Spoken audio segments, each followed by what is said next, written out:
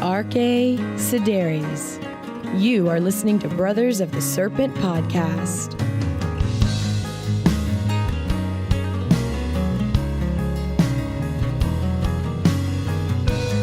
And welcome back, ladies and gentlemen, boys and girls, angels and demons, monsters and serpents, to Brothers of the Serpent podcast, coming to you not live from the 10 by 10 by 10 tangent cube of science, nestled amongst the dusty bones of an ancient seabed high atop the Edwards Plateau. This is episode 93 of the Brothers of the Serpent podcast, getting close to the old 10000.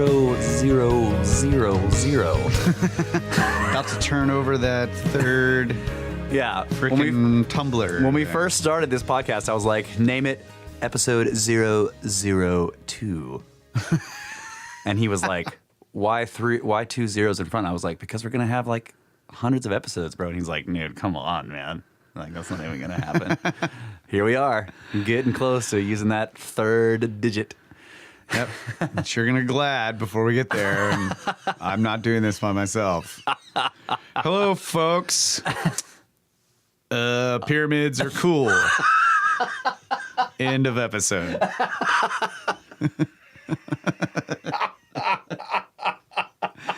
That would be a great episode. By the way, the sun is still burning. I'm going to look for ancient artifacts. All right. Without further ado, I'd like to introduce our good friend and longhead, Mr. Brett England, the Watcher from deep beneath his secret space station in secret outer space. How you doing, buddy? What's going on? Doing great, man. I could totally see that. Like, and the Watcher says that lots of other people think pyramids are cool too.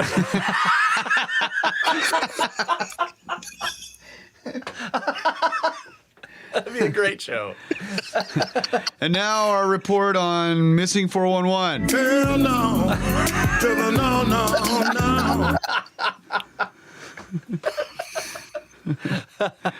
All right, what you got for us today, Watcher? What's going on with you up there in space? So, as everyone knows, recently photographed first black hole. It's a big thing. Yeah. Did you take that picture? There is a petition circulating online. I'm not saying that I started it, but I'm not saying I didn't start it. And it's to name that black hole after Chris Cornell. So that's awesome. Heck yeah. Yeah. So sign it if you want to do something that's probably not going to make him name it after. Man, that would be really cool. Yeah. It would be really cool, though. I think that'd be awesome. Yeah. For those of you who don't know, it's because of Black Hole's son, Chris Cornell. Yeah. Fantastic song. Yeah. Yep. Chris Cornell's freaking awesome. You guys check out Euphoria Morning. Oh, Solo yeah, album. man. Euphoria Morning was fantastic. Really good. Really good stuff. I also really Ty's like... going to get mad at me for not mentioning all of the other Soundgarden albums that you guys should listen to. But also, he's out of the band. Audio Slave. Yeah, he's totally out of the band. So we don't care what he says. He was sending me Vox last night like, you guys are going to let me back in the band on this podcast, right? You guys... I want to see how long I can keep this going. I'm like, no, dude, I don't think you're getting back on the band on this podcast. You have yet to redeem yourself. All right. Not until you completely caught up. Yeah. Yeah. All right, without further ado, we have space weather news. A new sunspot is up in space. A new sunspot growing in the sun's northern hemisphere, provisionally numbered AR2739. The bipolar region has a magnetic polarity that identifies it as a member of old solar cycle 24. Old cycle sunspots rarely produce strong flares. The chance of flares remains low even as the sunspot number increases with the emergence of AR2739. Neutrons over the USA. Want to experience actual space weather?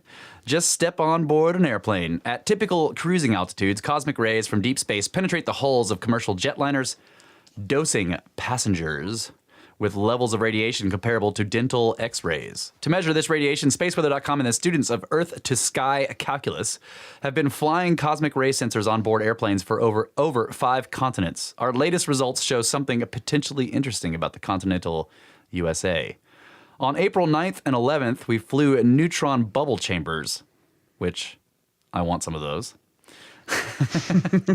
Neutron bubble chambers over Portland, from Portland, Oregon to Washington, D.C. and back again. In the photo above, each bubble was created by a cosmic ray neutron.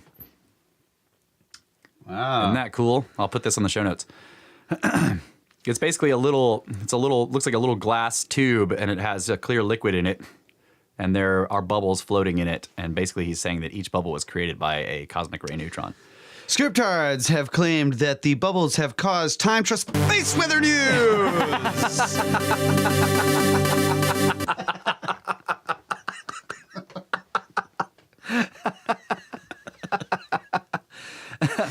Why are we measuring neutrons? Studies show that neutrons can be 10 times more effective at causing biological damage compared to X-rays and gamma rays in the same energy range. Neutrons are so effective they are used for cancer therapy, killing tumors better than other forms of radiation. During these flights, we measured more than 20 UGY of neutron radiation, the whole body equivalent of 2 panoramic dental X-rays. That is significant, but no worse than a trip to the dentist's office. The interesting thing is how these values compare to other places we've flown. Our neutron chambers have traveled more than 40,000 miles on 14 flights over North America, South America, Asia, Europe, Africa, all with typical altitudes near 35,000 feet. So far, neutron dose rates have been highest in one place, the continental U.S. In this histogram, which is a graph he's posted here, flights over the continental U.S. are color-coded red. Other parts of the world are blue. The distribution's red tail shows the tendency of U.S. flights to out-neutron international flights. This may be the result of a small number of statistics. If so, the anomaly could disappear as more data are added. Our neutron survey is continuing, so stay tuned. And I scooped him on that story, though. Oh, yeah? Yeah, I reported that in the podcast a while back. The X-ray stuff happening to people on planes flying around. You remember that? Yeah, I remember reading that story, but that was also their story. Oh. Right? Anyway, basic solar wind speed right now is 325.9 kilometers per second. Density is 5.9 protons per cubic centimeter. That's cool. Yeah. UGY, Watcher says UGY is microgray, by the way, which is a radiation measurement. Thank you. Ah. I didn't know there was such a color as microgray. It's a new color. All right. Oh, yeah. We have a one-up box. I didn't bring my knife. Uh-oh. Someone sent us a... Oh, wait, this is from the Snake Uncle. Uncle Snake. Uncle John. Here, let me get a knife. All right. Kyle's fetching a knife. We have a box here. Sent to Snake Bros. Came in the mail. First package in the mail. We got to do like the Grimerica guys and get a post office box Yeah. so that you guys can't dox us, man. Or we get dox ourselves. Kyle is opening the box With something that is not a knife. This thing was made to cut metal. Oh, yeah. Here. All right. Kyle has handed me the box. I am opening the box. It's a book. Ha-ha! Dude. Russ and Kyle. This book was published by our local company here in Rochester. Thought you'd like it. I have not read it. My coworker Kelly gave it to me to pass on to you. It is called The Ancient Giants Who Ruled America, The Missing Skeletons, and the Great Smithsonian Cover-Up by Richard J. Dewhurst. Holy Heck crap. yes. Yes. Drawing on 400 years of newspaper articles and photos, first-person accounts, state historical records, and illustrated field reports, Richard J. Dewhurst reveals not only that North America was once ruled by an advanced race of giants, but also that the Smithsonian has actively been suppressing the physical evidence for nearly 150 years. He shows how thousands of giant skeletons have been unearthed at mound builder sites across the continent only to disappear from the historical record. He examines other concealed giant discoveries, such as the giant mummies found in Spirit Cave, Nevada, wrapped in fine textiles and dating to 8,000 BCE. The hundreds of red-haired bog mummies found at sinkhole cenotes on the west coast of Florida dating to 7,500 BCE, and the ruins of the giant cities with populations in excess of 100,000 in Arizona, Oklahoma, Alabama, and Louisiana. Dewhurst shows how this suppression began shortly after the Civil War and transformed into an outright cover-up in 1879 when Mayor John Wesley Powell was appointed Smithsonian director, launching a strict pro-evolution, pro-manifest destiny agenda.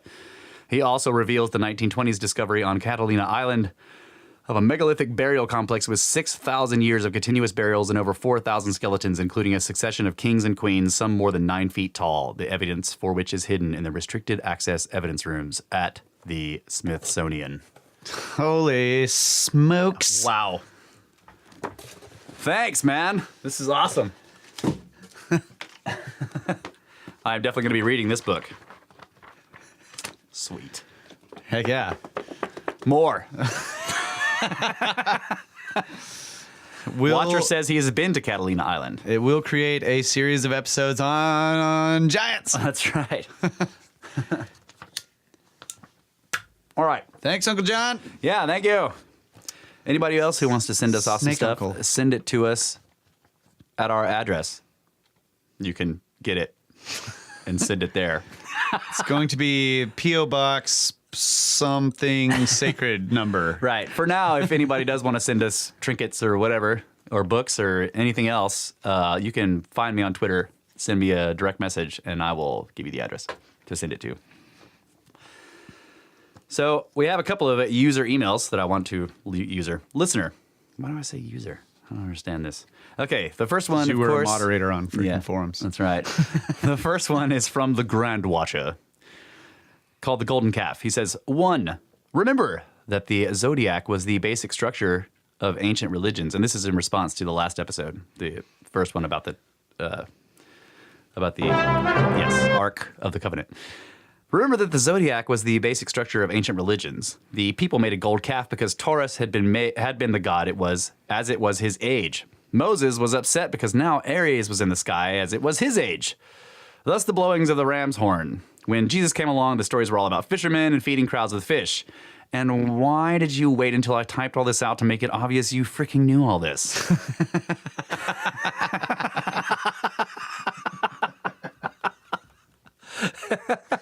So yeah, he's right. When I went back and listened to the episode, I mentioned this, and then we go on for a while, and then Kyle, like 10 or 15 minutes later, starts talking about how it's actually Taurus and all this stuff. And so the poor guy probably is typing it out. He's like, yeah, these guys totally don't know all the processional stuff. And I'm like, holy crap. And then he just leaves it in there, which is great, instead of deleting it. So he says, number 2, the northern Jews knew not enough not to go near the ark, but maybe if they took off the golden cherubim first, which were the antennae, possibly, maybe the ark shut down and wasn't dangerous. Interesting idea. Yeah. So let's see. I've got another one here. Several, actually. I'm going to call antennas cherubim from now on. The cherubim broke off my car and I can't listen to the radio. This is from Andrew Moss, called Pyramids. Hey guys, hope all is well and pyramids. Just thought I'd include a link to Alan Alford's chapter on the function of the Khufu pyramid from, quote, Gods of the New Millennium, unquote. Insightful stuff, and I'd like to know your thoughts. And he gives us a link here, which I'm sorry, Andrew, I haven't gotten a chance to read it yet, but I did want to read your email on the show. I will go check this out and we'll comment on it. And he goes, looking forward to hearing of your exploits with Randall, and I love your podcast. It is the only one of all my subscriptions that I truly look forward to. Much respect, Andy Moss, Melbourne, Australia. Wow. Thanks, buddy. Thanks, mate. I really appreciate it. And I will go check out, I'll forward this link to Kyle and we'll both check it out and to the Watcher. And we'll get back to you on it because it looks cool, man. So thank you so much.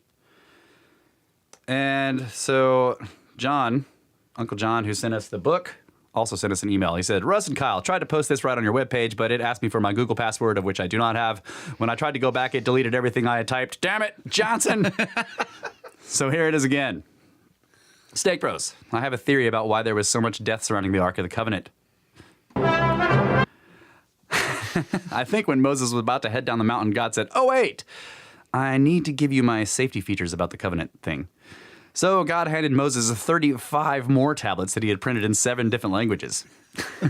Moses got about a quarter of the way down the mountain with the 37 tablets when he stopped and said to himself, Hold up. Wait a minute. Something ain't right. "My people aren't going to read all these instructions. Why am I carrying all of this?" So he set the 35 tablets in the nearest cave, by the way, the very first recycle bin, and continued down. Unbeknownst to Moses, those tablets contain specific warnings about being too close to any containing Ark of the Covenant, by the way, the very first gang box. There were even diagrams of stick figures being blown back as an ark was opened. These diagrams had large engraved circles around them with one big diagonal line across them. So this was the very first known case of a man tossing the manufacturer's instruction manual and paying the ultimate price. One last theory. The first woman to greet Moses upon his return asked him, "Were there any instructions with these?" And Moses promptly replied, "Nah, we don't need them." Uncle John from Vermont. That's That's a awesome. freaking fantastic email. Thanks so much, man. Oh, that made me laugh so hard when I read it.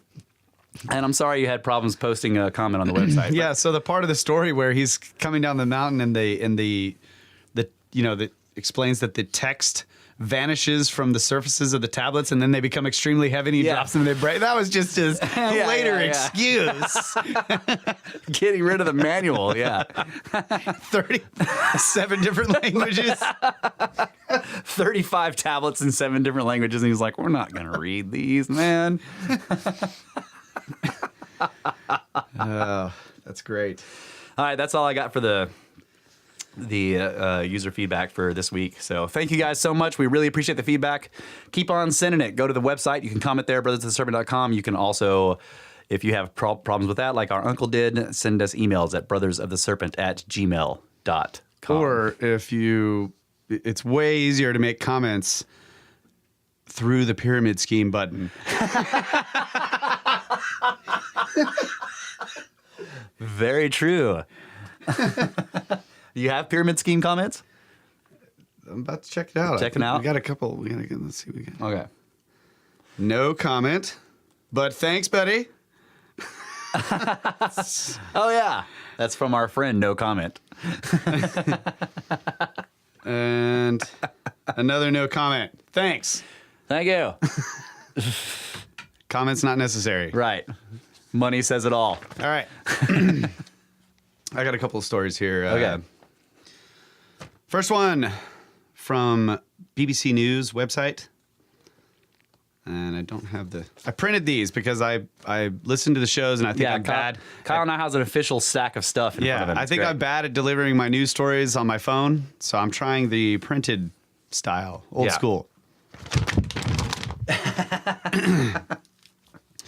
Stonehenge, DNA reveals origin of builders. Researchers compared DNA extracted from Neolithic human remains found across Britain with that of people alive at the same time in Europe. The Neolithic inhabitants were descended from populations originating in Anatolia, which is modern Turkey, that moved to Iberia before heading north. They reached Britain in about 4000 BC. The migration to Britain was just one part of a general massive expansion of people out of Anatolia in 6000 BC that introduced farming to Europe. Before that, Europe was populated by small traveling groups which hunted animals and gathered wild plants and shellfish. When the researchers analyzed the DNA of early British farmers, they found that they most closely resembled Neolithic people from Iberia, which is modern Spain and Portugal. These Iberian farmers were descended from people who had journeyed across the Mediterranean. From Iberia or somewhere close, the Mediterranean farmers traveled north through France. They might have entered Britain from the west through Wales or southwest England. Indeed, radiocarbon dates suggest that Neolithic people arrived marginally earlier in the west, but this remains a topic for future work. In addition to farming, the Neolithic migrants to Britain appear to have introduced the tradition of building monuments using large stones known as megaliths. Stonehenge in Wiltshire was part of this tradition. Although Britain was inhabited by groups of Western hunter-gatherers, which the farmers arrived in about 4000 BC, DNA shows that the two groups did not mix very much at all. The British hunter-gatherers were almost completely replaced by the Neolithic farmers, apart from one group in western Scotland, where the Neolithic inhabitants had elevated local ancestry. This could have come down to the farmer groups simply having greater numbers. They go into other theories about all this that I'm But they came from skipping. Anatolia? Yeah, That's where Cappadocia is. All the Varas are there. yeah. I thought this was really interesting That because is also modern Turkey, right? Yeah. So you have like the oldest megalithic structure over there, which is a bunch of circles of giant stones. Yeah.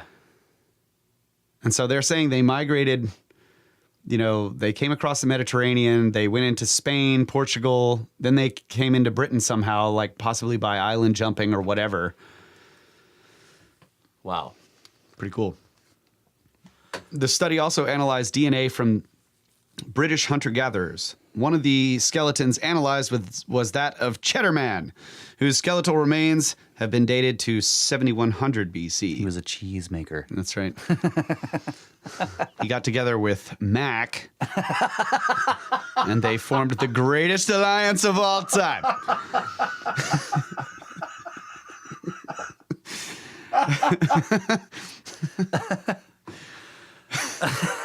DNA suggests that, like most other European hunter-gatherers of the time, he had dark skin combined with blue eyes. Genetic analysis shows that the Neolithic farmers, by contrast, were paler skinned with brown eyes and black or dark brown hair. Towards the end of the Neolithic, in about 2450 BC, the descendants of the first farmers were themselves almost entirely replaced when a new population called the Bell Beaker people migrated from mainland Europe. Bell Beaker? Bell Beaker. Yeah. Scientists. Bell Beaker. So Britain saw two extreme genetic shifts in the space of a few thousand years. This later event happened after the Neolithic population had been in decline for some time, both in Britain and across Europe. So, Wow. anyway, yeah. I'm just amazed. So they come out of Anatolia, which is where Cappadocia is, which is where all the gigantic underground stone cities are. That's where Darren QU and all those places in Turkey are. And then they start building megalithic monoliths out of stone. Yeah, so Anatolia is modern Turkey. Yeah. So I was thinking of Göbekli Tepe, but yeah. Still, same But deal. Anatolia, the region of Anatolia in Turkey is... That's where all the Varas and all Yeah. that. Like the Zoroastrianism. Yes, and the all that. Varas from Zoroastrian stuff. That's cool. Darren QU and yeah. Okay, Pretty cool. The Watcher says Bell Beaker culture or short beaker culture is an archaeological culture named after the inverted bell beaker drinking vessel used at the very beginning of the European Bronze Age. So clearly they were chemists. Yeah. Yeah. Beakers. They just showed up. Guys, this is how you make beer. Yeah. If you go check out that story, just don't read the comments because it's ridiculous. Okay. Fair warning. All right. So, next story, which is leading into our main topic here. Craftsmen built Notre-Dame 8 centuries ago. Now it may be up to robots to save it. They're not talking about people who follow politics. Okay. As the first images of charred... Whoa. All right, so keep going. As the first images of charred wreckage inside the Notre-Dame Cathedral appeared on online Tuesday, engineers around the world said one observation was already clear. To return the ancient structure to its glorious past, builders will likely have to turn to cutting-edge technology that many associate with the future. Even before engineers had been able to access the deepest corners of the still smoldering structure, design experts, preservationists, and engineers were contemplating which modern technologies might be brought to bear to restore one of Europe's most iconic structures to its fabled past. Throughout the rebuilding effort, experts say engineers and preservationists will be forced to wrestle with an ever-present question. How do they meld brand new 21st century technologies with ancient craftsmanship and building trades in ways that keep the cathedral preserved and alive? I think the real question is like, how are we going to, like, how do we actually make it like they made it? It's kind of like the way I think the question is. But like we don't know how they made the glass and all that stuff. Yeah. Yeah. And they lost one of the big stained glass windows. Yeah. And all the lead. So yeah, the question was asked by Catherine Malin Francais, the interim chief preservation officer of the National Trust for Historic Preservation, a privately funded nonprofit based in Washington. This is going to be a very interesting intersection of technology and craft, and the world will be closely watching how they pull it off. So, a little further in the story, hovering in the air above the cathedral, commercial drones equipped with HD cameras helped firefighters position their hoses to contain the blaze. Man, that's cool. Yeah. It is thanks to these drones, to this new technique absolutely unavoidable today, that we could make tactical choices to stop this fire at a time when it was potentially occupying the two belfries. The bell towers. Belfries? The belfries. Paris firefighter spokesman Gabriel Plus said. So I thought that was really cool, dude. Yeah. They're like watching, they're using the drones to see where the water's going. They're firing, or shooting the water from the ground. Like, how do you know if you're hitting it, where it's important? Right. So that's and they were also really trying they were doing their best to, at least as far as I could tell, they were doing their best to avoid as much as possible spraying the actual stone with cold water because it would cause it to fracture. Yeah. So they were wanting to hit the wood, but not the stone that was near the blaze in order to keep the stone from fracturing as much as possible. Although, of course, heat can fracture stone by itself, but you'd know if you're going to hit it with freezing cold water when it's already been heated up that it's going to start splitting and popping. Yeah. So they're going to have to GPR everything to find out where the fractures are. But I went to the sciarc.org website, and they did do massive, enormous, high-definition LiDAR of Notre-Dame before this happened, so I'm going to get to that. Oh, okay. Sorry. In the crucial months ahead, experts say some of that same technology will likely be used to return the 13th century cathedral to a place that last year drew 12 million visitors. Wow. One way to start, the experts said, will be to bring in other drones to survey locations inside the vast cathedral that are too dangerous or damaged for engineers to reach.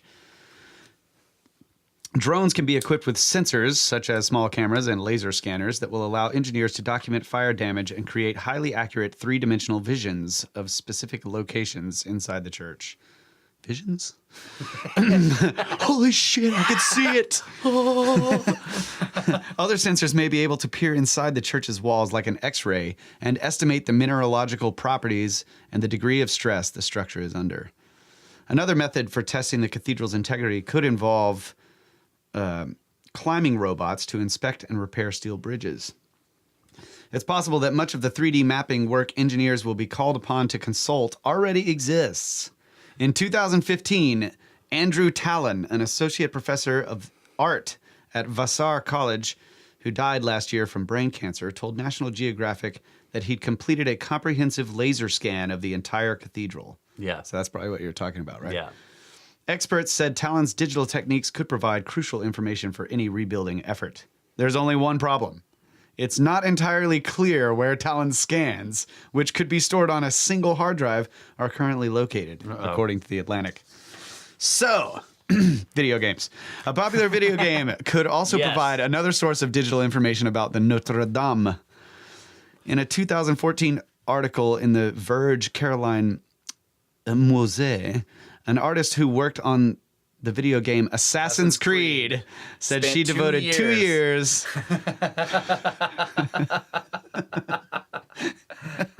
to creating a model of the church that captured the inside and outside of the building. Have you seen it? Yeah. Beautiful. Yeah. The ancient buildings in Assassin's Creed were always extremely well done. Yeah. So, thanks to video games, if we can't find that other guy's LiDAR scans... Yeah, well, and LiDAR scans don't show you the artwork and the designs and everything like that. She probably put like an Easter egg in there, and they'll put it in the building. What is that shiny thing in the wall right there? Oh, that's from Assassin's Creed, the model of which we used to rebuild the thing. If you climb up there, you can solve the puzzle and figure out where the Templars are. So yeah, that's the basic gist of that.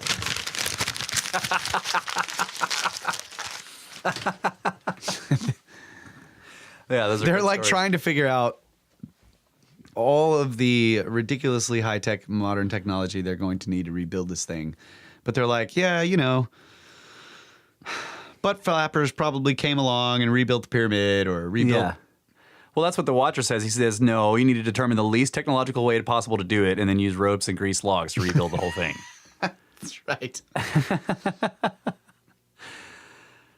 Yeah. I saw the irony in that too. Yeah, That don't get me wrong. I think it's cool. I think it's great. Yeah. There was but more in the no one is story- going to like look and say, wait a minute. Like we're going to use all these robots and all this crazy shit and laser scans and everything and all this high advanced technology to check for fractures and all this kind of stuff. But we think butt flapper. Well, not butt flappers. I mean, in the 12th century, it wasn't butt flappers, right? No, But still, it's it should make people take a second look at what they think about the ancients doing it, because it's like, well, how are we going to rebuild this thing? Well, we have all this high tech. Oh yeah, but they did it with none of that stuff. yeah, apparently, Supposedly, apparently. yeah. Shamir. That's right. All right. What do we got in time here? What's going on in the time? We're good. I'm good to go. Well, break time. No, yeah. Snakes. Before we go into the break, if any of you, I'm sure most of you have listened to our Randall Carlson episode from episode. Oh, that's right. Yeah. From, let's see, what was it? 90? I think it was episode 90, right? Make Yeah, sure here. of course it was. Yeah, of course it was. 90. Yeah. So just in case any of you missed our Randall Carlson episode, here it is in 2 minutes. Is it 2 minutes? It's just a 1 minute reduction of the entire interview. Yeah. Here we go. Welcome back, Serpent Science. Randall Carlson. Technical difficulties. Use landline. Volcanism, Right. That's right. Yeah. Wow. big impact, Right. amazing huge flood, Whoa. Right. Yeah. Right. massive meltwater pulse, Exactly. huge amounts of energy, Right. Yes. Right. Yeah. Right. Yeah. profound mysteries, Right. Yeah. catastrophic flooding, Yes. Right. Yeah. Right. glacier flows, Yeah. Right. Yep. Right. Right. Yeah. Right. huge loads of sediment. Wow. Yeah. Right. Right. 12,900 years ago. Oh. Yes. Wow. Yes. Yes. Comets, Right. Yes. Yeah. firestorms, Yes. Right. Yeah. Right. Yes. bullshit, Absolutely. tornadoes of fire, Awesome. massive balls of fire and gas, Oh, wow. Yep. Wow. Yes. Yep. fire-breathing dragon. Wow. Yep. Fucking wow. Randall Carlson. So explain how you. So we had all these technical difficulties trying to connect. We ended up having to call a landline, and because of that, we were kind of huddled around my phone, talking into the microphone of the phone, so Randall could hear us. So we were adjusting our microphones and everything, and like bumping into each other and all this. So there was all this noise in the studio while Randall would be talking of us trying to fix stuff and adjust microphones. So after all that, and some of them were pretty loud and disturbing. So we had posted the show, and then Russ pointed them out. So I went back and just ended up cutting out all the silence of our What was supposed to be silence. what should have been silent on our mics when we weren't talking. And I found in doing this that there's basically long periods of time where all we're doing is saying right, Yeah. right, Wow. right. We must have said right so many times. So I just got this idea as I was going through editing it that I was like, man, I'm going to just pile all these rights and yes and wows together and then just like throw like these phrases that Randall says in the middle of them. And Russ is listening to the episode and skipping through and finding the phrases that we need. And I'm like sticking them in there. And it's like, So yeah, it's just a recap of basically what we talked about. Yeah. We made it for our own personal enjoyment, and then we were just like, we got to put this on the show. Maybe it's too soon. We'll wait. And so here we are at episode 93. But you can tell we're totally fanboys. I mean, it's like Yeah, said, giant catastrophes. Right. Yeah. Wow. Awesome. It's freaking, All right. it's hilarious. Now that we've done that, and I will actually now I'll post that by itself in the feed for anybody, so you can look for it in the feed. It'll just be Randall Carlson in 2 minutes or something like that. And now we're going to take a break. 1 minute. Okay, Randall Carlson in 1 minute. Yeah. Now you're ready to listen to all the content of the cabin stuff. So we're going to take a break, and we'll come back and continue with the Sign of the Seal Part 2, Ark of the Covenant. Snakes.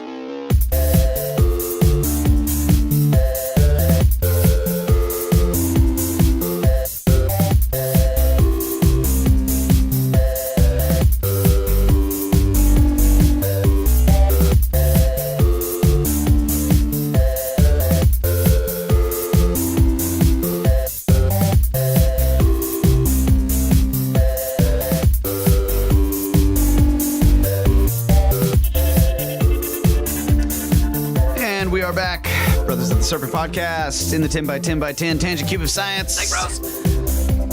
Ready to do another deep dive into the Sign and the Seal. That's right. The quest for the Holy Ark of the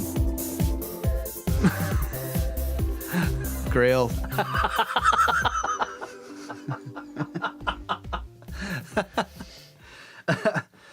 All right, so quick recap from episode 92. So basically, Graham goes to Ethiopia and finds out that they think they have the Ark of the Covenant.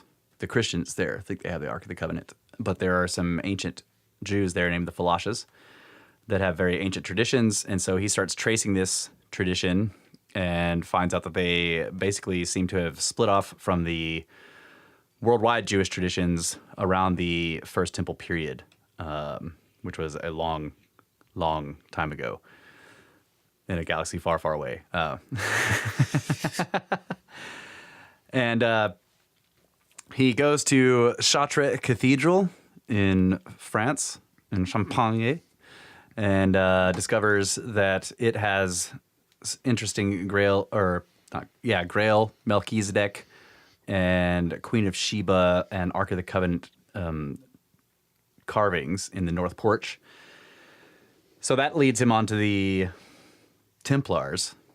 And I want to make a correction. I said in the last episode that the Templars were responsible for that construction. That is not true. It was Bernard of Clairvaux who was responsible for the design of that Gothic structure. So, and like in the book, and Graham Hancock says that Bernard of Clairvaux was actually, so right after he meets with the Templars, with Hugues de Péan and the other guy, to do the Synod of Troy, which is where they officially formed the Templars.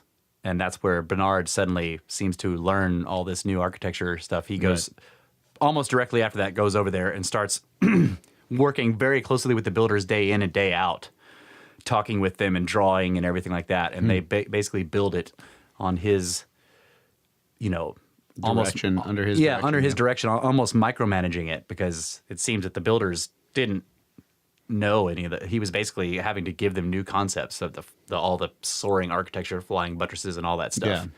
Yeah. So I just wanted to say that it wasn't the Templars that built it; it was Bernard of Clairvaux. But he may have actually been a Templar. It's not clear.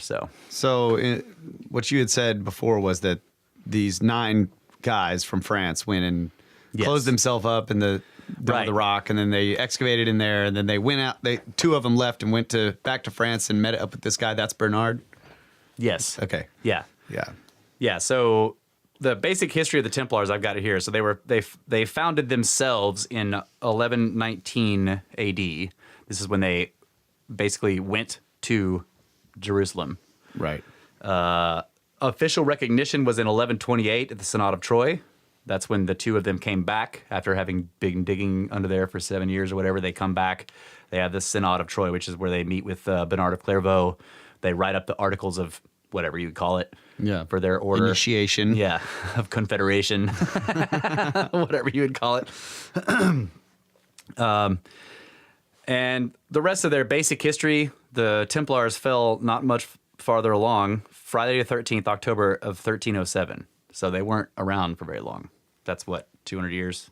Yeah. So basically from 1128, officially recognized, to their downfall at 1307. And during all of that, much of what they did is mysterious. I mean, yes. And at the end there, they seem to have been, and this is, well, let me go back to the recap from last time, because we didn't get into this yet. So basically, Graham is looking at the Templars. He discovers that they seem to have been the origin of the explosion of Gothic cathedral building all over Europe through Bernard of Clairvaux. Okay. And then he also goes on the line of tracing how did the Ark, when did the Ark disappear from the story? Yeah. And that seems to have been at the reign of Manasseh. Make sure that's his name. Got my notes here. Yeah, Manasseh, 687 BC. So that guy and his son, Amon. Manasseh started his reign in 687 BC. Amon started his in 642 BC. Now, where are these guys reigning? Jerusalem. Okay. Israel, yeah, ancient Israel. So Manasseh and Amon were said to have been, later on were said to have been bad kings. They desecrated the temple. Oh yeah, they're the ones that had the idols and all. Yeah, that they stuff. brought in, they set up the idol of Asherah, and so that the Levite priests removed the ark. That's right. Yeah. And possibly the cherubim and the walls and floor and ceiling and everything from the holy. It seemed the Holy of Holies seems to have been denuded, basically removed of all of its stuff, and then he sets up Asherah in there, a stone statue. Yeah. Right. So Manasseh would have wanted all artifacts of Yahweh worship removed from the Holy of Holies before he put his pagan gods in there. Pagan, whatever you call them, ancient gods worship, the old gods. Yeah, the old gods. Asherah sounds very Sumerian. Yeah, Asherah is Inanna. Yeah. Yeah, Ishtar. Yeah. The serpent crown of Ishtar is that what the archaeologists or art historians, whatever they call the stacks of the horns. long head horns that they actually. Yeah, I'm like, it's not a crown and it's not serpents. They have long heads in their horns, but they're like, oh, it's the serpent crown of Ishtar. I'm like, no, it's not. It's their fucking head. So that's when the ark seems to disappear from the story. So then we went through all the stuff with Moses and. That he was an Egyptian prince, basically, that was steeped in their traditions, that he was probably, since he was considered an heir to the throne, was probably an extremely powerful sorcerer / magician / whatever you would call him, a mage, right? Able to do all the stuff that previous traditions in Egypt had said that they could do, like calling in plagues, healing of wounds, doing crazy things with water, like moving it out of the way so that you could fish. Yeah. Kyle. Plus more. Plus more. Skip a bit, brother. And then he orders the construction of the ark based on Egyptian traditions again. We talked about how in Tutankhamun's tomb, when Carter opened it, that he found basically an ark built on the same exact dimensions, acacia wood, plated in gold inside and out, but it actually had nested boxes all inside of it, getting smaller and smaller and smaller, all set inside. So when you look at it, it's just one box, but you open it, there's another one in there. You open that one, there's another one inside that, so on and so forth, like a capacitor. And we talked about Moses going up onto the mountain, and this was a place that he seemed to have spent a lot of time at. There was actually an ancient Egyptian temple there, and they seem to have been involved in mining of metallurgy. Yeah, and in the Legends of the Jews, which I've been researching since the last episode, it states that God led him when he came up to get the second set of tablets. Yeah, God led him to a diamond quarry. Ooh, wow! Where he showed him the stones that were basically pure diamond. Holy crap! Which he cut the Ten Commandments into, and he gave Moses all of the etching stones that came out of the diamond, the chips, and made him extremely wealthy. Oh man, I wish God would lead me to a diamond mine. So yeah, your whole point about something was going on up there on Sinai, like this metallurgy and all that kind of stuff. Well, there was a diamond quarry up there. Yeah. Wow. Apparently, according to the Legend of the Jews. And it's interesting because the tablets... And I'm not sure if that's the Midrash or whatever that Graham's talking about, because a lot of the stuff that he refers to... is the Midrashic or Torah. Yeah. Yeah. So that's it's not necessarily in the Bible. But but this... I can't remember the scholar's name. This guy basically took all of these different books and procured all of these various legends and compiled them? many, many years arranging them in chronological order. Oh, wow, that's cool. And put them all together, and that's what I'm going through right now. Wow. Good research. Yeah. So what Moses did on the mountain is unclear, but while the Israelites, while the Hebrew were down at the base of the mountain, they were seeing, and you can see this in the Bible, they were seeing flashes of fire, enormous clouds of smoke, and like one way to, and they assumed that it was a theophany, that they were witnessing God coming down in his quote unquote glory onto the mountaintop. But another way to look at it is that Moses was doing something technological, that he was blasting, mining, and then doing some sort of metallurgical or what would you call it's similar to metallurgy, but with stone, you know what I mean? Where you're quarrying. I don't know. Well, yeah, metallurgy is like mixing, pouring, Yeah. That's what I think of it as, is like making alloys. And so like he was clearly doing something with, anyway, the whole thing about diamond is cool because serious industrial processes involved in getting diamond out of exactly. the rock. And then cutting them. And then when he comes down, they say that the tablets were said to have been blue and transparent and flexible, which is weird. That's weird. Heart of the ocean, a blue diamond. Yeah. The other thing, what was it? Oh yeah, so he was supposedly only up there for 40 days. Yeah.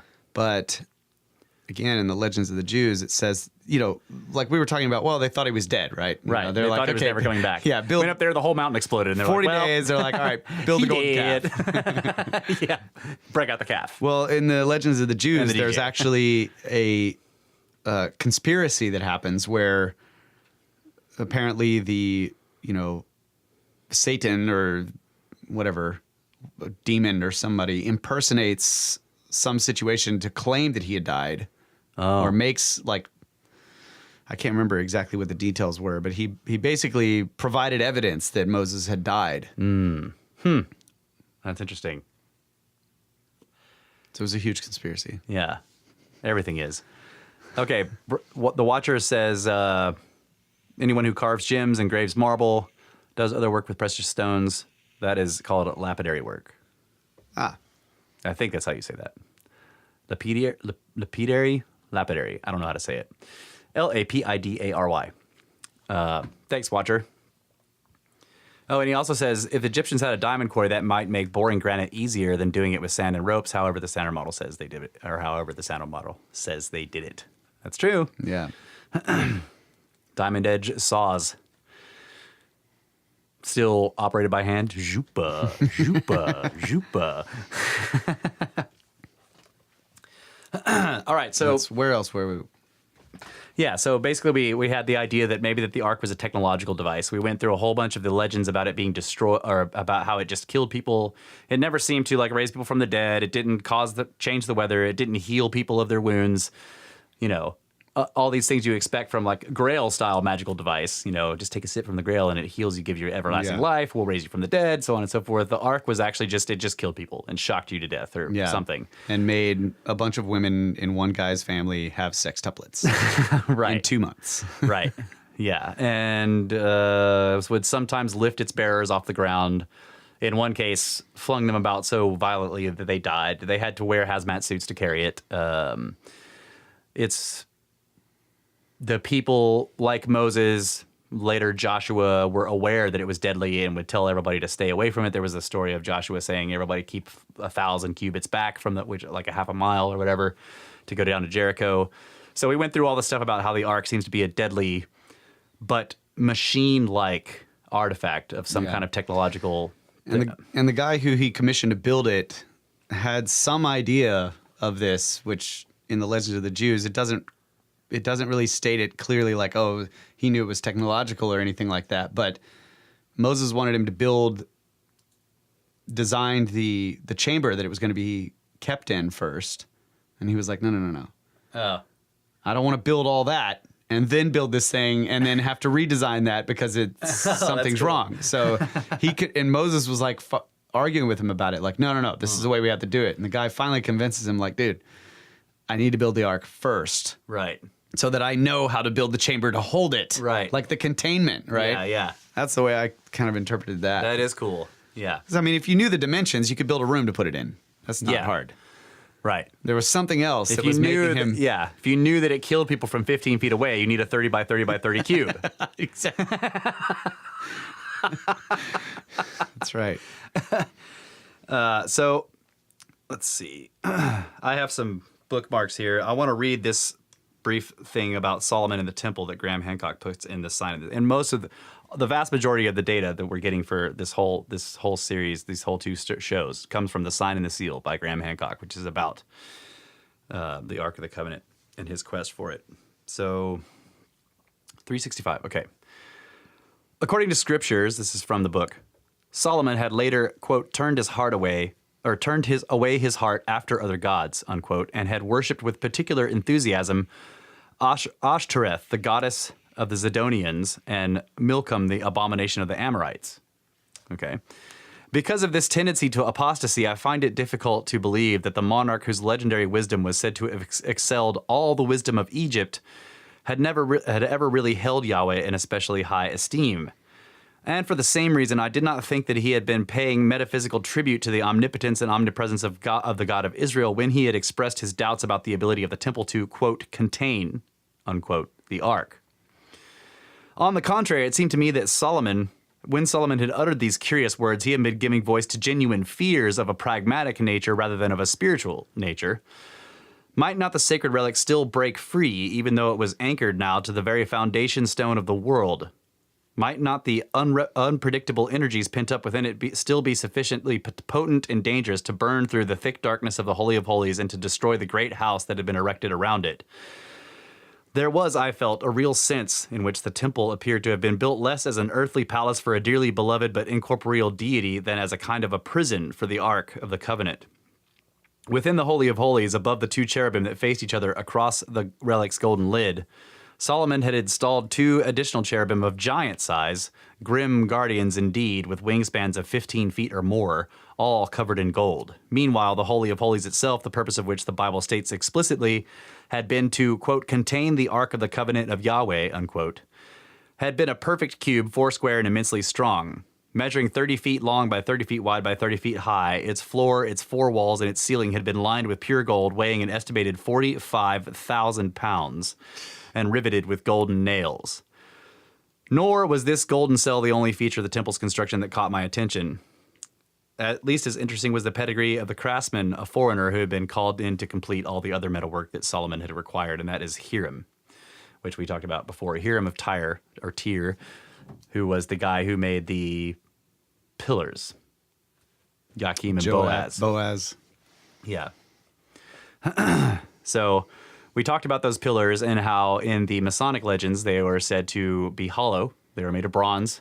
They were enormous, 18 cubits tall. And if you take a rope 12 cubits long and you wrapped it around, that would show you the circumference of the pillars. Those are pretty fat pillars. Yeah. 3 cubits on a side. Yeah. So you think about, and then it says that they were hollow and they were full of ancient texts, scrolls, documents, blueprints, secrets, and history. Possibly the design for the Shamir. Yes. And the Shamir itself, the design for it, and the history of its properties is how it was put. Yeah. So another... But think about the size of those containers and how much text or whatever you could contain in them. So the things that were never... So we went through the... I'm sorry, go ahead. What were you... I was just going to make a correction on the Shamir story with Solomon. I mixed up 2 different stories. Oh, okay. So the story where he goes to the eagle, and then the eagle tells him, "Oh, go to my older brother." Is that where he's looking for the ring? No, oh, okay. he had met this eagle that told him about this temple or some. Oh no! They found this structure in the desert, right? Half buried in sand, and he asked this eagle about, like, they couldn't find the door. They're searching all around it. They can't find the door. Right? So I started thinking, okay, this is the freaking pyramid, right? Yeah. They couldn't find the door, and he asked this eagle, who's like, 900 years old or something, where the door is, and the eagle's like, yeah, my brother, you have to talk to him. He's like 1,000 years old or 1,300 years old or something. And so he goes to that guy and he asks him, and he sends him to his even older brother. He's the oldest freaking eagle ever Yeah, I always like, why doesn't the first guy send him to the oldest brother? Like, There's some interesting. yeah. So the older one tells him that that this thing was built like way before his time, but he thinks that there was possibly a door on the western side. And then they go around and the western side's like covered in sand and they have to excavate or whatever, and they find this iron door is what they called it. Wow. And they get in, and then they find all of this stuff, this writing that tells them how to get into all the other chambers inside this place. Oh, man.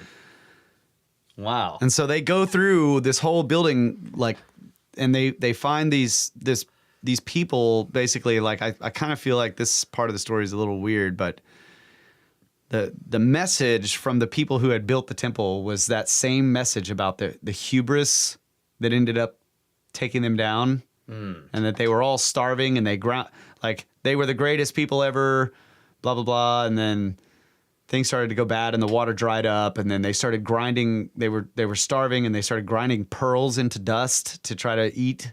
And it just wasn't, it was like really That's strange about how they basically, climate change did them in or something. Yeah. Wow. But later, so when Solomon actually is seeking the Shamir, that's when he gets Asmodeus, the leader, king of the demons. Yeah. Basically. He gets the ring and he summons Asmodeus. And Asmodeus is the one who knows where the Shamir is and procures the Shamir for him. Oh, wow. And then he's, because he was looking for a way to build the temple without metal tools and stuff. Yeah. Okay, the Watcher says Hiram of Tyre was a Phoenician king, so the temple metal was crafted by Phoenician craftsmen from Lebanon. Phoenicians, aren't they the ones that have They were the like the earliest form of our alphabet? well, they were also the sea peoples. The Phoenicians were great seafarers. Yeah. And Lebanon, of course, is where Baalbek is. So Okay, so here, Asmodeus told Solomon that the Shamir was given by God to the angel of the sea, and that angel entrusted none with the Shamir except the moorhen, which I looked up. This is a black duck-like bird with a red beak. Huh. And I couldn't find any symbolism about the moorhen. But anyway, the angel of the sea entrusted none with the Shamir except the moorhen, which had taken an oath to watch the Shamir carefully. The moorhen takes the Shamir with her to the mountains which are not inhabited by men, splits them by means of the Shamir, and injects seeds which grow and cover the naked rocks, and then they can be inhabited. Solomon sent one of his servants to seek the nest of the bird and lay a piece of glass over it. When the moorhen came and could not reach her young, she flew away and fetched the Shamir and placed it on the glass. Then the man shouted, and so terrified the bird that she dropped the Shamir and flew away. By this means the man obtained possession of the coveted Shamir and bore it to Solomon. But the moorhen was so distressed at having broken her oath to the angel of the sea that she committed suicide. wow. I wonder if the bird thing is an allegory to like one of the Egyptian animal-headed goddesses or something. Maybe so. Tricky. Yeah. Lots of tricks. Yeah.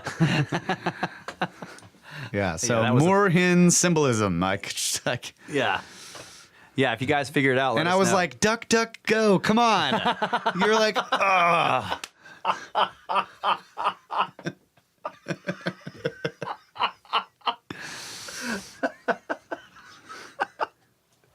Okay. So when Nebuchadnezzar and the Babylonians invaded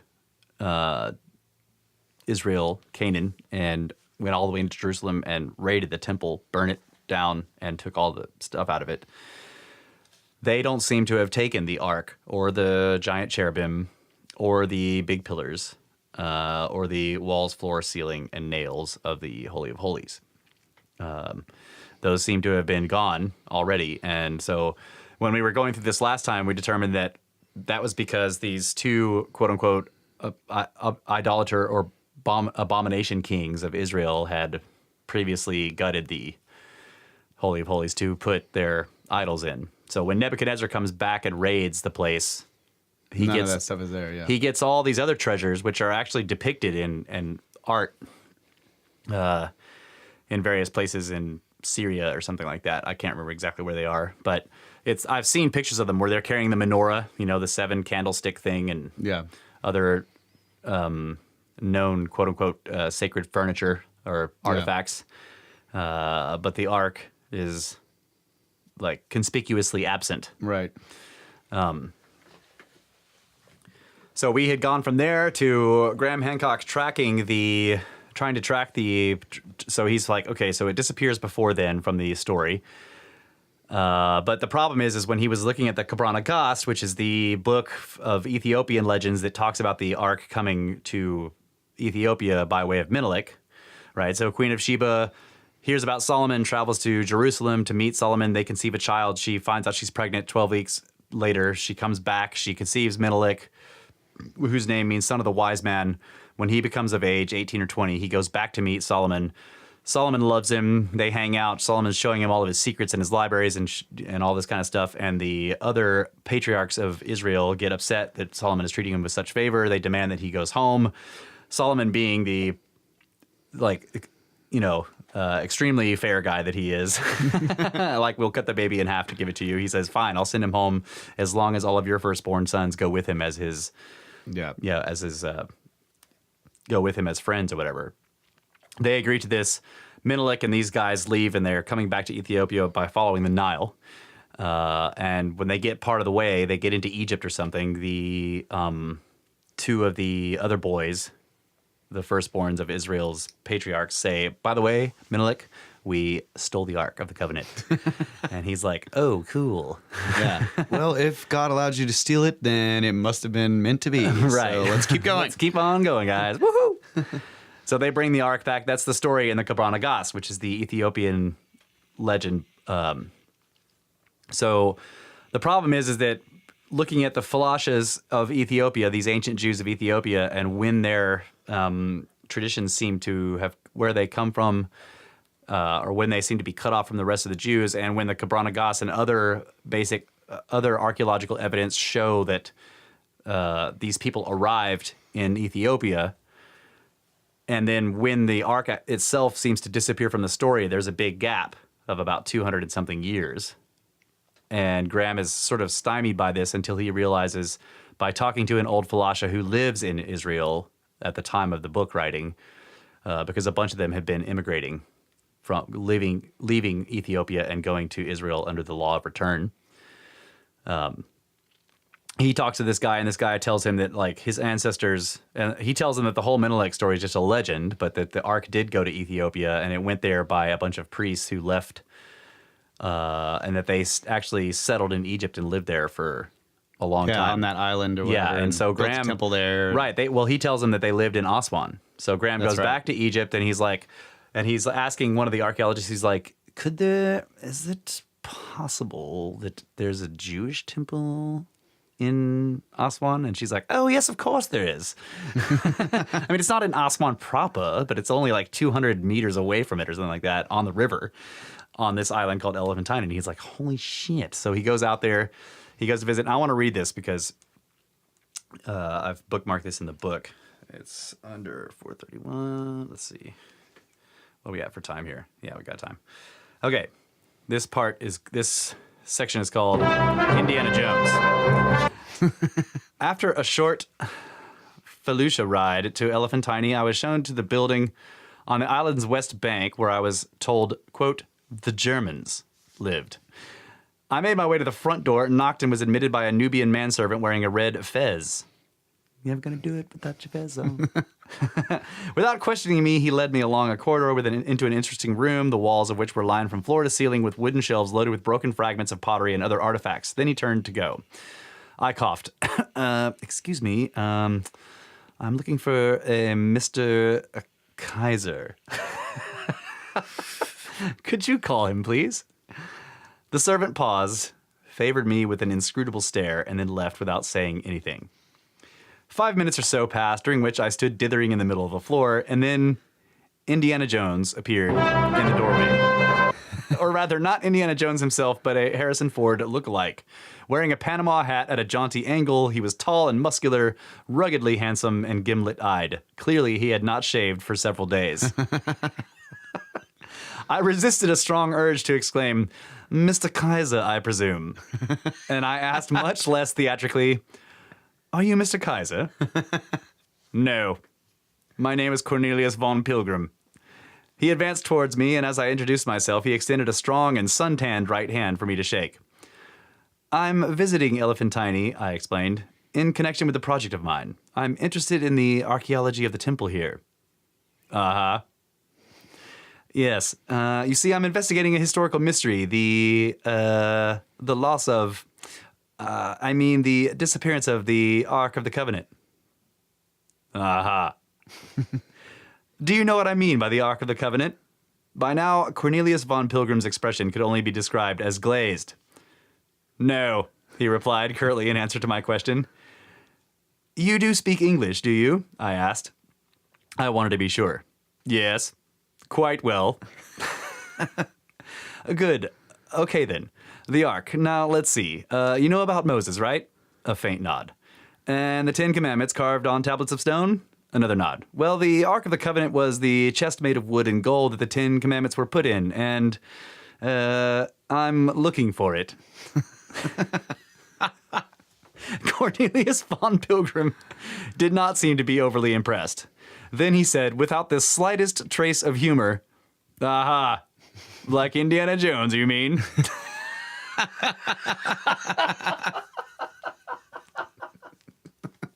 That is a great... I freaking love that section of the story.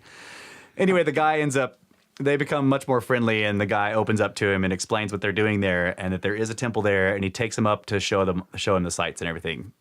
So, but that interaction was just classic. "No."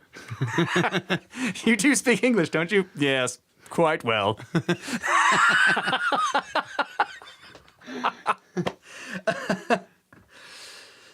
So, with the discovery of the ancient Solomonic-style Jewish temple ruins on the island of Elephantine, that strong archaeological and textual evidence says was there for 2 centuries, that closed the gap of the problem. That's right.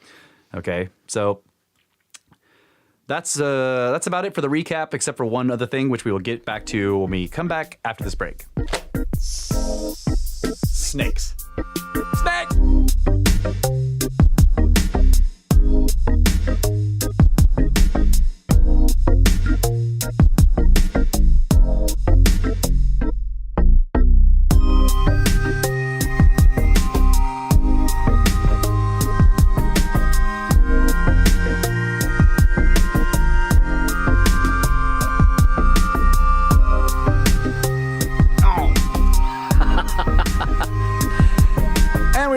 Mystery lovers, pill seekers, and conspiratorialists all across the fruited plain.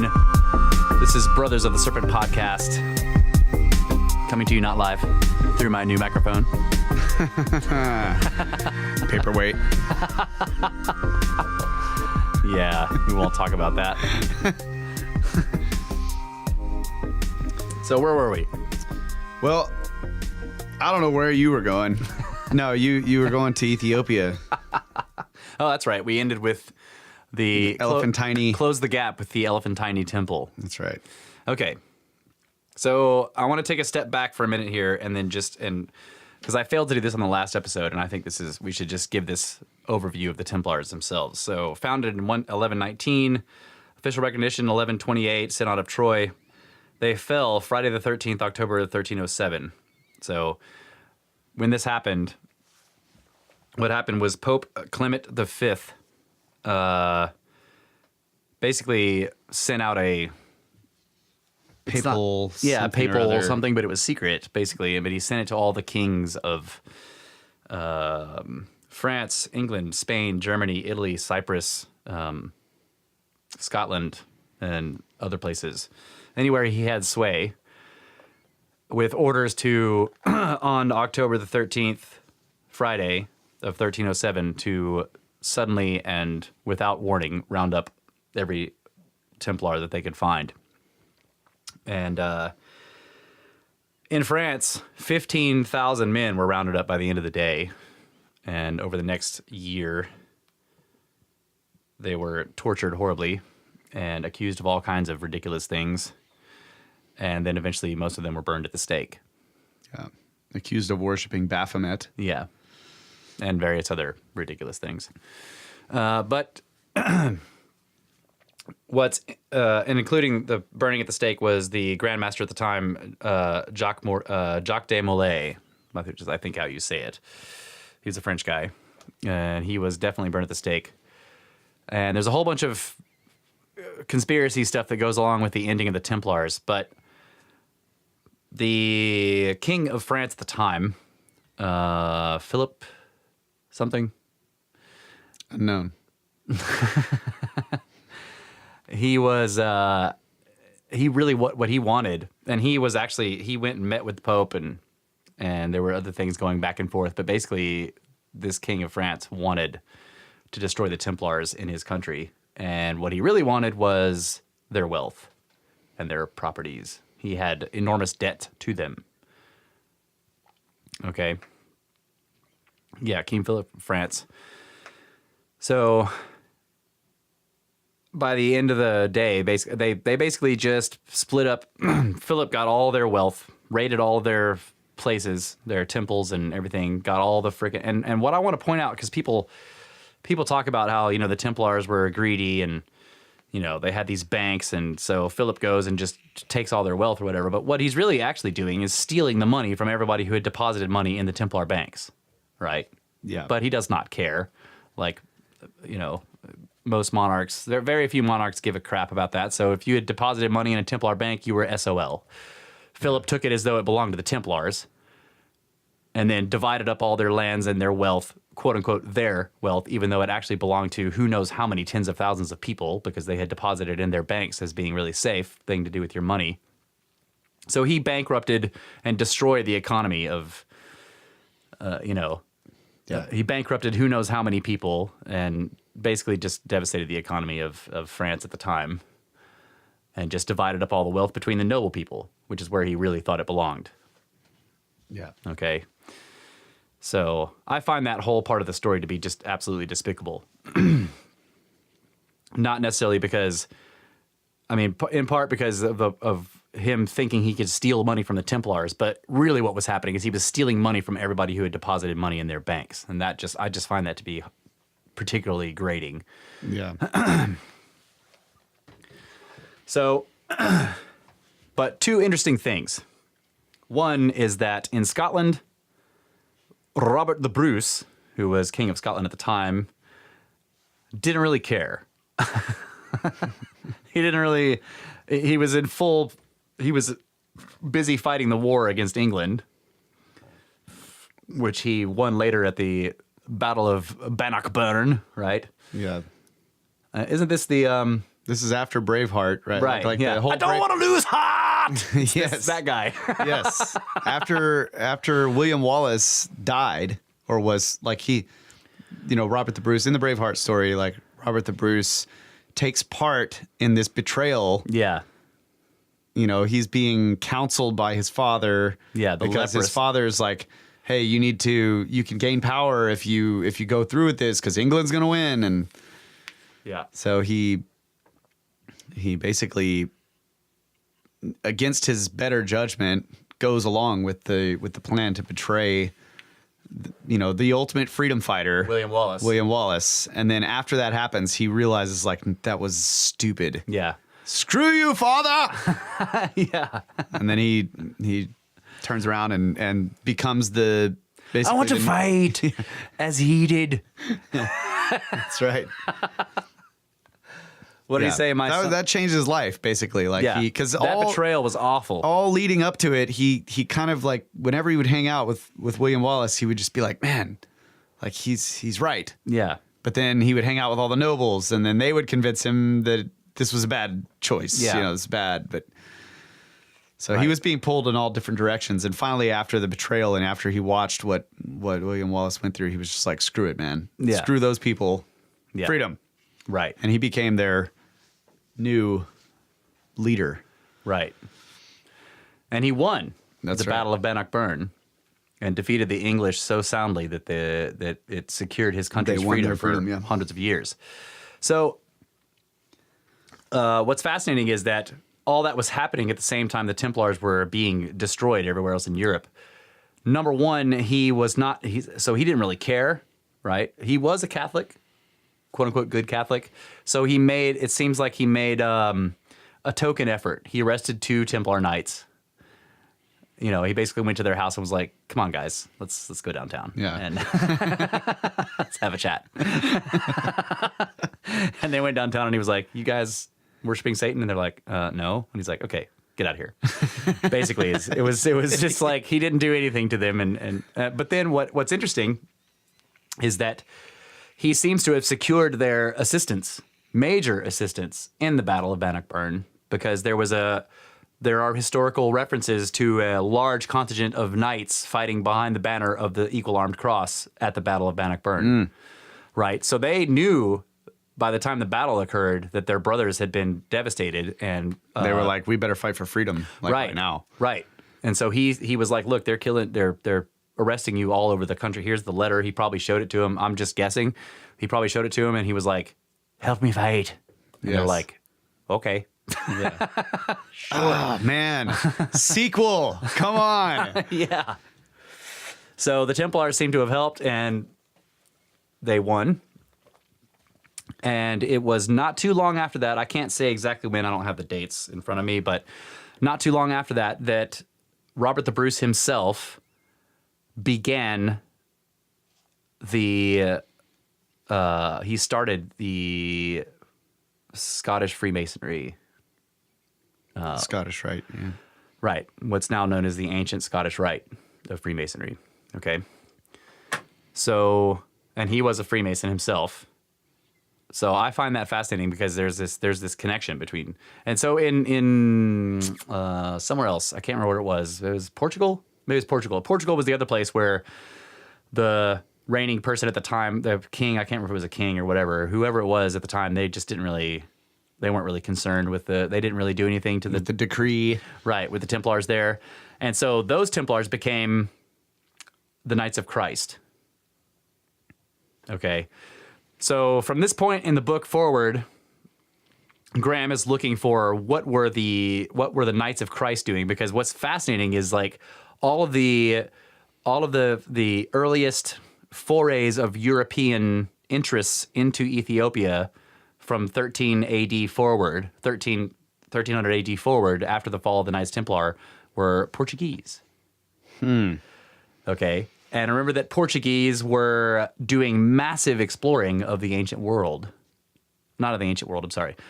They were involved in the age of exploration. The Portuguese were at the forefront of the age of exploration all over the place. Right. Which is why in a lot of places in South America, Portuguese is still spoken there, because they were the first to set up colonies. Right. Huh. So Didn't know that. Yeah. So I find all that to be fascinating. So Graham finds out that these Portuguese knights, that these Portuguese were going into Ethiopia looking, quote unquote, for the source of the Nile, right? And every time he traced them back, he found out, oh, this guy was a Knight of Christ. Oh, this guy was also a Knight of Christ. So like Vasco da Gama, Knight of Christ, right? It's all these people that were famous For searching for the source of the Nile. Yeah. And they were also looking for someone called Prester John, which is there's a whole section in the book about Prester John. And that's one of those more, I've seen the thing referenced, and that there's this sort of a historical mystery on what or who was Prester John.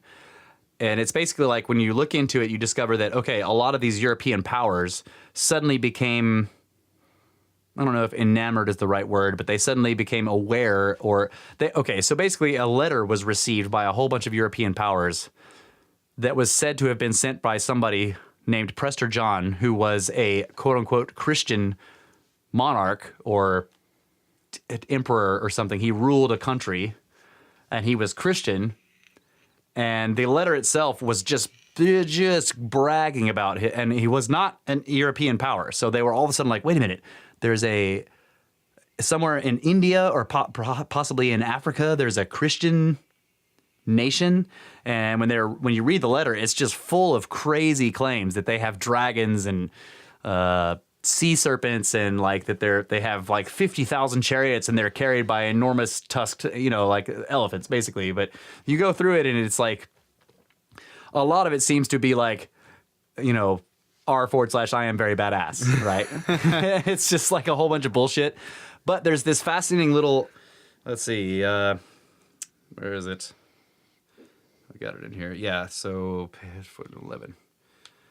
There's a fascinating passage in it that led Graham Hancock to think to maybe perhaps understand who this was coming from. So one of the parts of the letter says, "We have 42 castles, which are the strongest and most beautiful in the world, and many men to defend them, with 10,000 knights, 6,000 crossbowmen, 15,000 archers, and 40,000 troopers. Whenever we go to war, know that in front of us there march 40,000 clerics and an equal number of knights." Right? It's just like, I am very badass, right? "Then come 200,000 men on foot, not counting the wagons with provisions, and the elephants and camels and everything else which carry arms and ammunition." Right? So Graham says this is unmistakably fighting talk. But what was most notable about it was that what was closely tied to something else, specific and hostile mention of the Templars. In a section apparently intended for the, quote, King of France, the letter suggested, "There are Frenchmen among you, of your lineage and from your retinue, who hold with the Saracens. You confide in them and you trust in them that they should and will help you, but they are false and treacherous. May you be brave and of great courage, and pray, do not forget to put to death those treacherous Templars," says it directly in the letter. So from this, Graham dates the letter and figures out this is coming from Harbe, who is Lalibella's evil stepbrother, who took the throne when Lalibela should have been ruling. So it seems clear. So Lalibela was the Ethiopian king who went to Jerusalem. So he was in exile. So it seems clear that the Templars at this time were already in Ethiopia looking for the Ark of the Covenant, and Harbe hated them. They were powerful, and so he sends this Prester John letter to all the European powers, and just talks about how amazingly awesome it is, and then also says, "But you should kill all those Templars because they're assholes." Yeah. Right. So that doesn't work for him because Lalibela eventually returns to Ethiopia with Templars, and they take over from his brother, and Lalibela is triumphant. Lalibela, quote unquote, commissions the temples to be built, the churches, and the Templars just cut them right out of the rock with their lightsaber, Shamir. Yeah. And then carve the secret of the Shamir and the construction of the temples onto a big pillar, which is kept covered in cloth even to this day, and no one can see it. Temples, there are 9 of them, one for each of the founders. Yeah.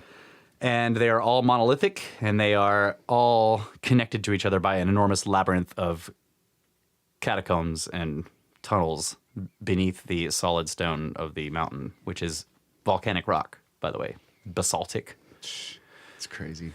Yeah. So that's where we are with. So remember the story of Lalibela. So that letter was what led Graham to think, okay, wait a minute, Prester John is Harbe. And he tries to figure out, what is this Prester John title? And he realizes that John, Jan, was a prefix that all the Ethiopian monarchs would assume, sort of like Sir.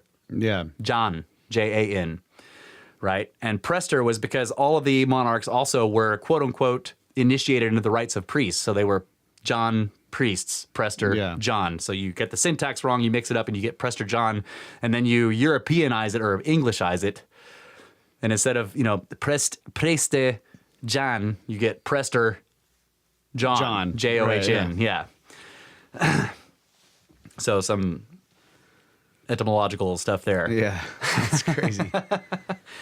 So there's the riddle of Prester John, and there's a whole bunch of it in the book because it takes Graham a long time to untangle this mess because it's the whole mystery of Prester John is is just as wrapped up in smoke and strangeness as the whole thing with the Comte, what's his name? The guy who supposedly lived forever. Saint Germain. Saint Germain. Yeah. So let's see. Where are we going from here? What time we got? Okay.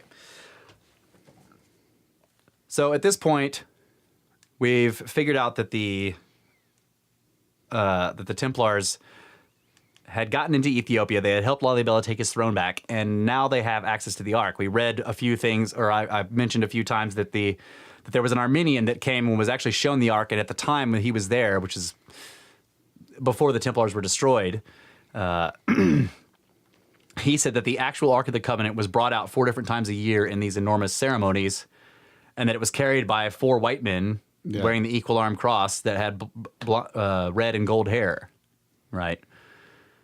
So now, is this at the time after the papal decree or whatever? No, this is still before that. Okay. Right.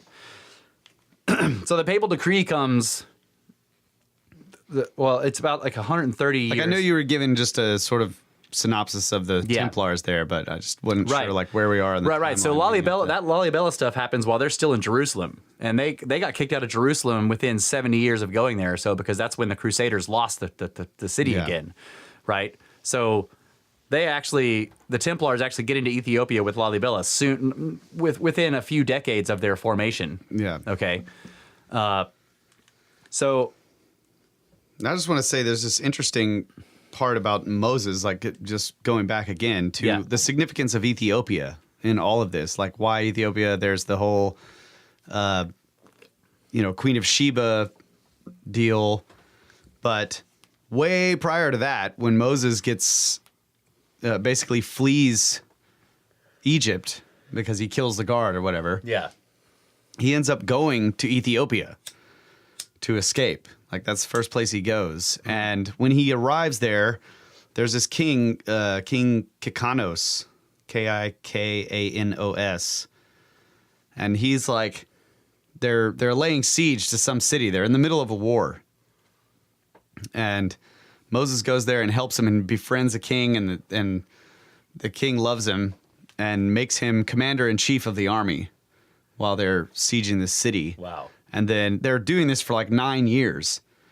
And then the king gets sick and dies. And the people, like the whole army and everybody, like they start freaking out. Like, if they find out that we've lost our king and we don't have, we're separated from our homeland or whatever, then, they're going to take advantage of that or something. So they end up basically picking a king, and they pick Moses.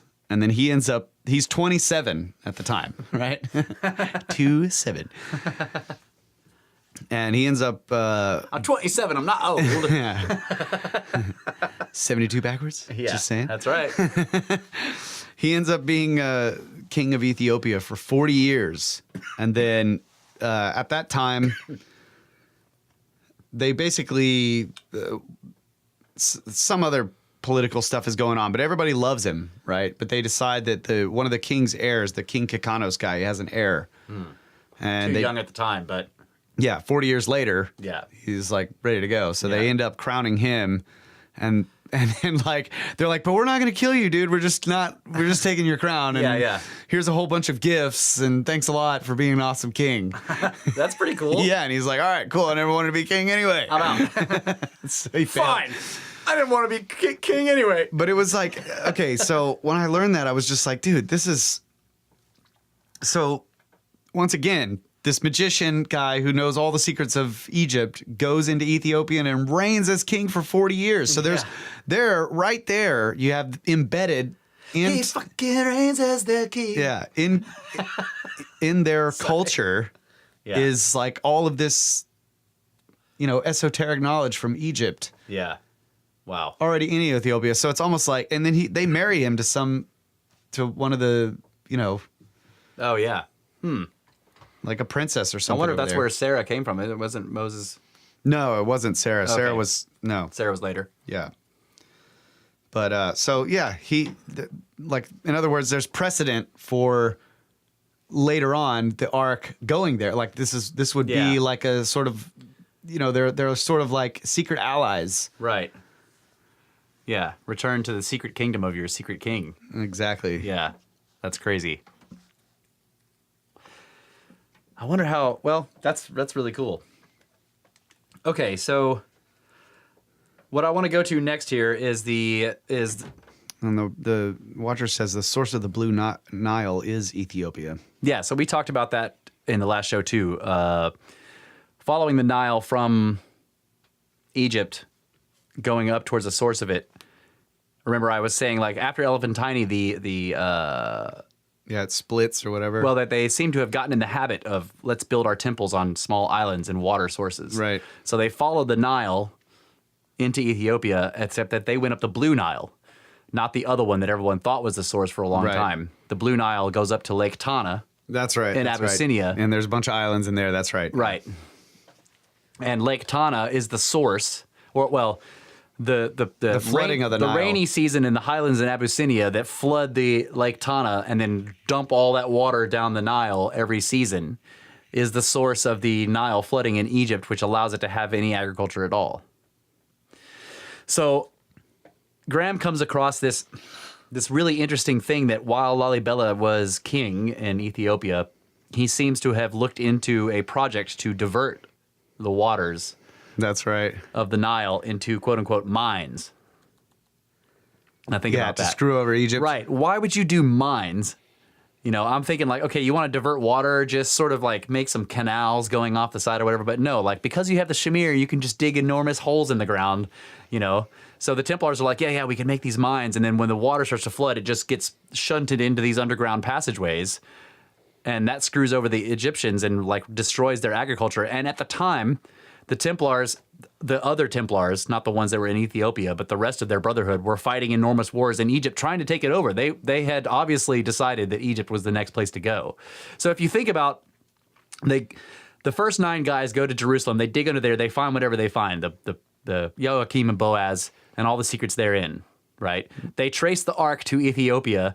They help Lalibela. First they're trying to get it but Harbe hates them. He's trying to get the French all the European powers to destroy them. Then they help Lalibela take his throne.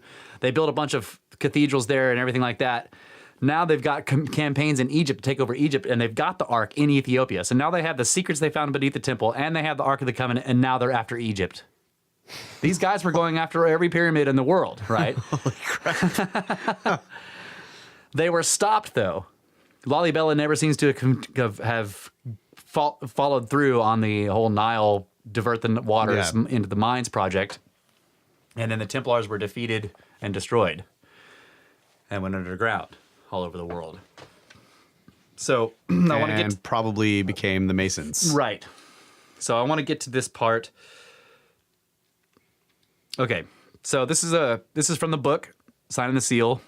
Graham is feeling pessimistic. I was now feeling extremely pessimistic about the prospect of ever breaking this research deadlock. Nevertheless, I telephoned Richard Pankhurst in Addis Ababa, which is a Ethiopian historical scholar that he's been dealing with, who has been helping him a lot throughout the entire book, and asked him if there were any records which might suggest that there had been any contacts of any kind between Ethiopians and Europeans during the periods in question. Well, none that I know of before 1300, he replied. And how about after 1300? I suppose the first documented European contact was with the Portuguese embassy that arrived in Ethiopia in 1520? Well, not quite. A small number of missions traveled in the other direction before that, I mean from Ethiopia to Europe. As it happens, the very first of these was sent within a century of Lalibela's death. So that does put it into the period you're interested in. I sat forward in my chair. Do you happen to know the exact date? Well, yes, I do, Richard replied. It was 1306. 1 year before they were destroyed in 1307. And it was quite a large mission. It was sent by the Emperor Wedem Arad, and it had, I believe, about 30 members. Do you remember what the purpose of this mission was? Well, I'm not absolutely certain. You would have to check the source, but I do know that its destination was Avignon in the south of France. So this is where that guy comes from, probably, right? The builder design guy. Oh, no, that's not Clairvaux. Oh, okay. Dang it. The point is that in 1306, 1 year before the famous 1307 October the 13th, Friday the 13th destruction of the Templars, an enormous, and this is after Lalibella's death, about 100 years later, okay? Yeah. So his son had taken so what Graham eventually figures out is Lalibella's son takes the throne, and then that guy's son takes the throne, and then that guy abdicates to an heir that is quote unquote Solomonic by way of Menelik. Then a delegation of 30 diplomats go from Ethiopia to France and have a whole bunch of meetings with the Pope and King Philip, and then less than a year later, the Templars are eradicated. Okay, so the Solomonic bloodline wanted them out of Ethiopia. Yeah. Holy crap. So I found that to be really compelling. Now, obviously, that's a sort of like, correlation is not causation, right? Yeah. Just because this happened before this happened doesn't mean that those two things are connected, but it's... Yeah. Pretty suggestive. Right. So you think about it, this new monarch who is a completely different, is not from the family of Lalibela, takes the throne, and now he's got this militant... But he's also from the families, like the great patriarchs that created the Ark of the Covenant. Right. So that's interesting. Right. But the Templars don't seem to have been doing anything negative in Ethiopia. It's just he just suddenly is like, I don't like you.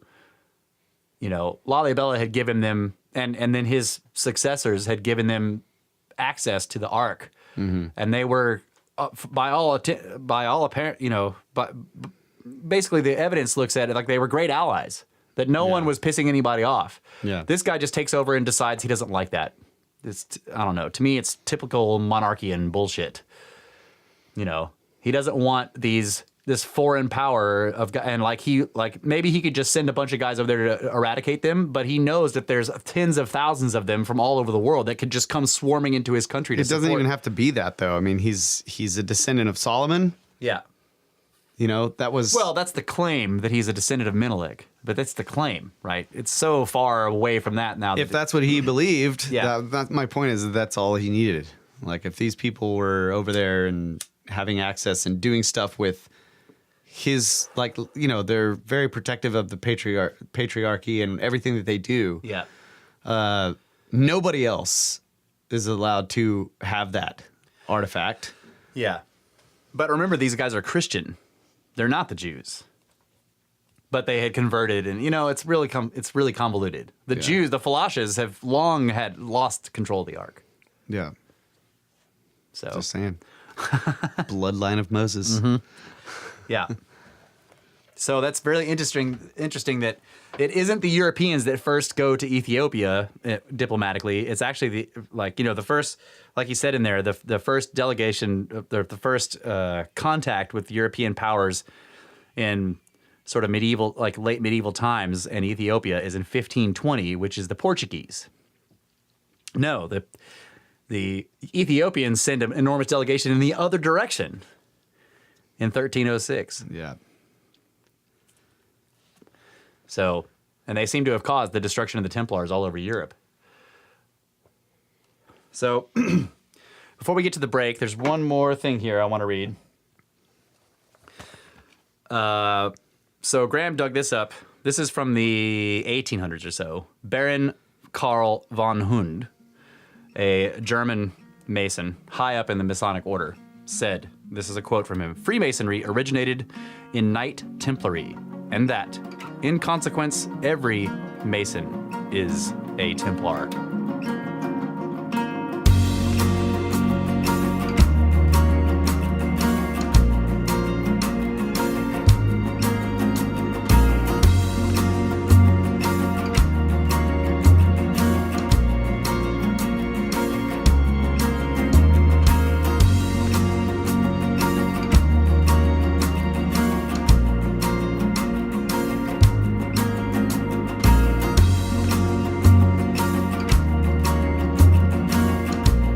We're back. Final segment of part 2. The sign and the seal. and the search for the Ark of the Covenant. That's right. Deep into the mysterious orders of people throughout our history that are protecting, concealing, preserving, and seeking knowledge. Yeah. So, one thing I wanted to point out, because I find this fascinating, is that when the Templar order was destroyed all over Europe, at the time, the Templars had an enormous fleet of ships. And even though over 15,000 Templars were rounded up all throughout France and many, many more throughout the rest of Europe, the Templar fleet, which was in one of the French harbors at the time, I'm pretty sure, when this happened and they were all being arrested, the Templar fleet sailed away and disappeared without a trace and was never seen again. So, I mean, you could assume, that sounds really mysterious and cool, but you could assume that once they got out where they were away from everybody, they took down all their banners and changed all their clothes, and then you could go back and sail into any port and no one maybe would know. Yeah. But that fascinates me. Be pretty dangerous. Yeah. In those ports, a Yeah. lot of those people would recognize the ship anyway. And yeah. Are you a Templar? No.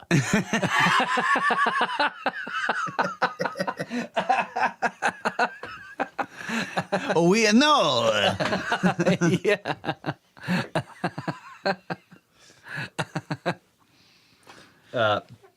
So I find that to be fascinating, and I started to think that I wonder if they got ancient maps out of Joachim and Boaz as well. Yeah. Because there's the whole Oak Island mystery, which seems to be, although some people think the Templars did it to hide the Ark of the Covenant itself. Now, I don't think that. I do believe it's in Ethiopia, but the Oak Island mystery is interesting, and the fleet disappears. So what if they just said, screw it? They're killing us all over the known world. We have these maps that show us there's another one on the other side of the world. Let's go there. Yeah. Anyway, the connection to Oak Island is interesting, and maybe we can get Scott Walter on here one day and talk to him about that, because he's done a lot of research on that stuff. Oh, cool. Yeah. History shift. Get on that, buddy. I know you talk to Scott all the time. Get us on the show. Get him on the show.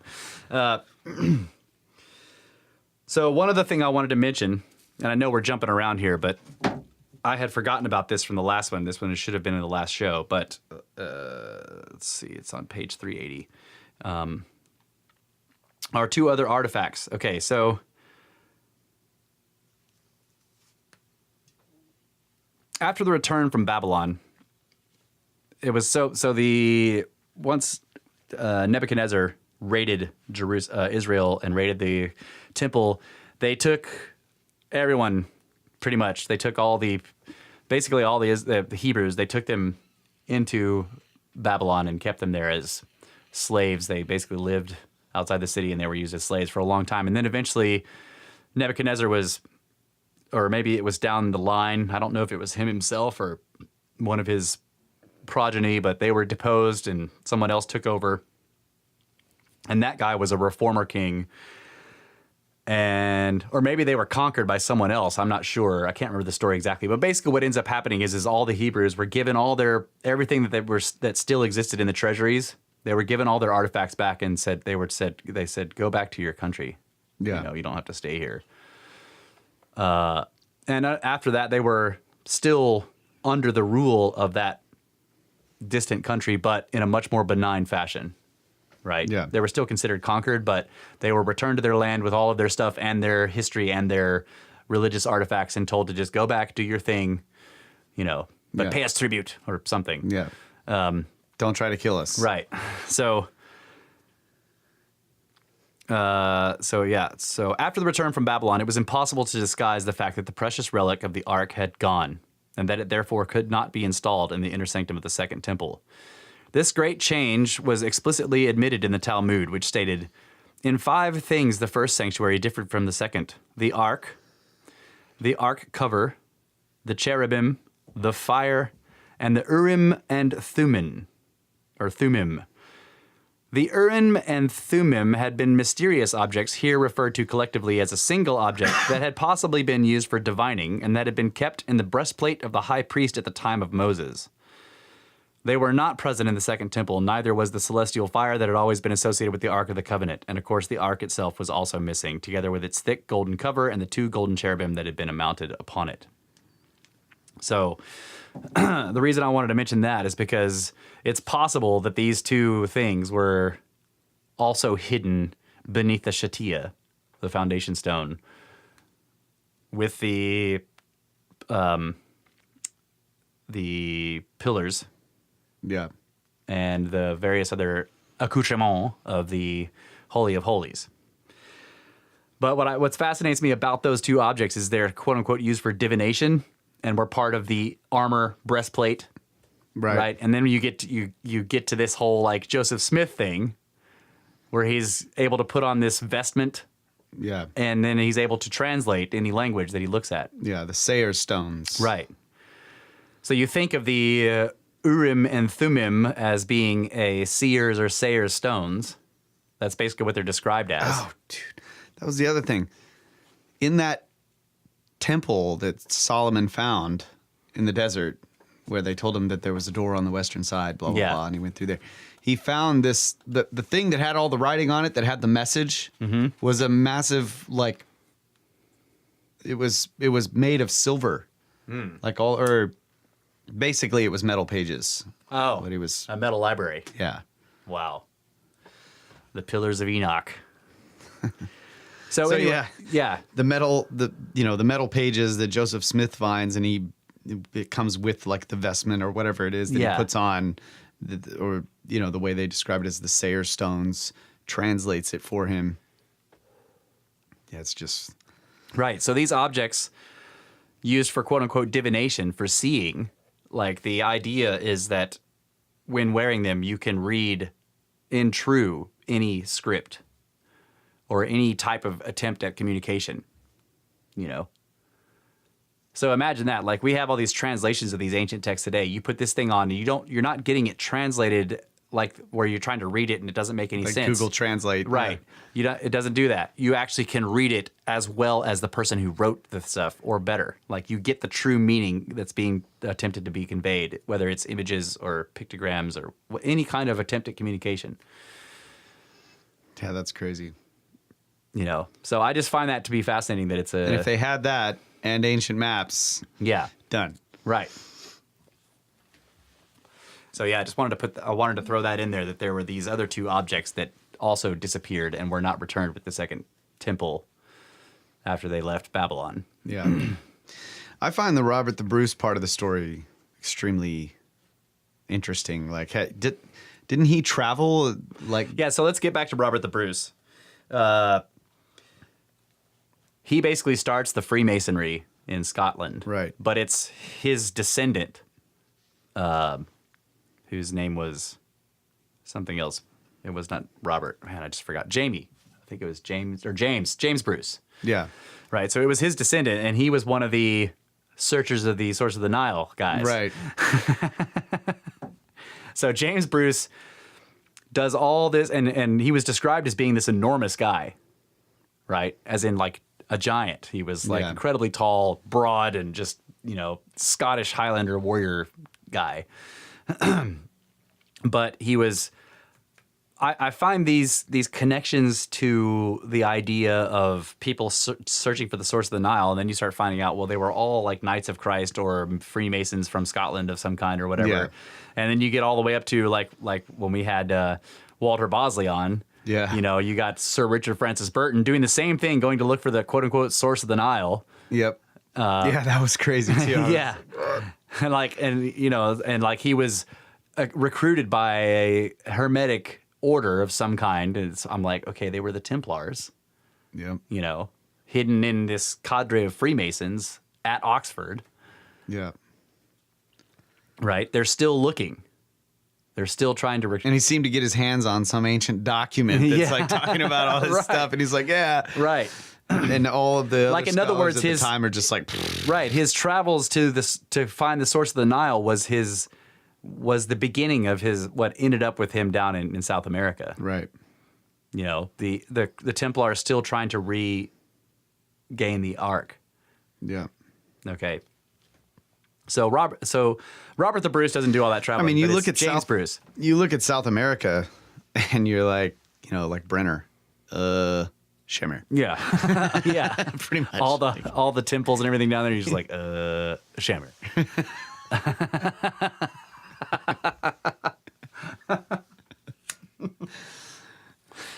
So, yeah, James Bruce did a whole bunch of traveling, and he was a meticulous, just like Burton, right? These guys were meticulous documenters. They wrote everything, and when Graham was going through and reading all of James Bruce's stuff, he was he was researching other historians who have also read James Bruce's stuff, and they were all very impressed with how truthful, how well he described things. Yeah. He was very frank. He didn't make things up. But when it came to the stuff he was doing in and around the Nile / Ethiopia or whatever, he started to kind of be a little bit of a bullshitter, Yeah. right?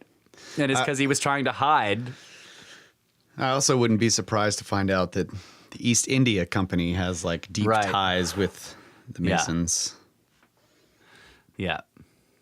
But this So- makes so much sense. Like, So when Graham goes to look for, you know, one of the things he'll do is if he finds out that somebody is involved in some of the stuff, he's like, do you perhaps know where they might be buried? Right. And he wants to go because he can't find the guys.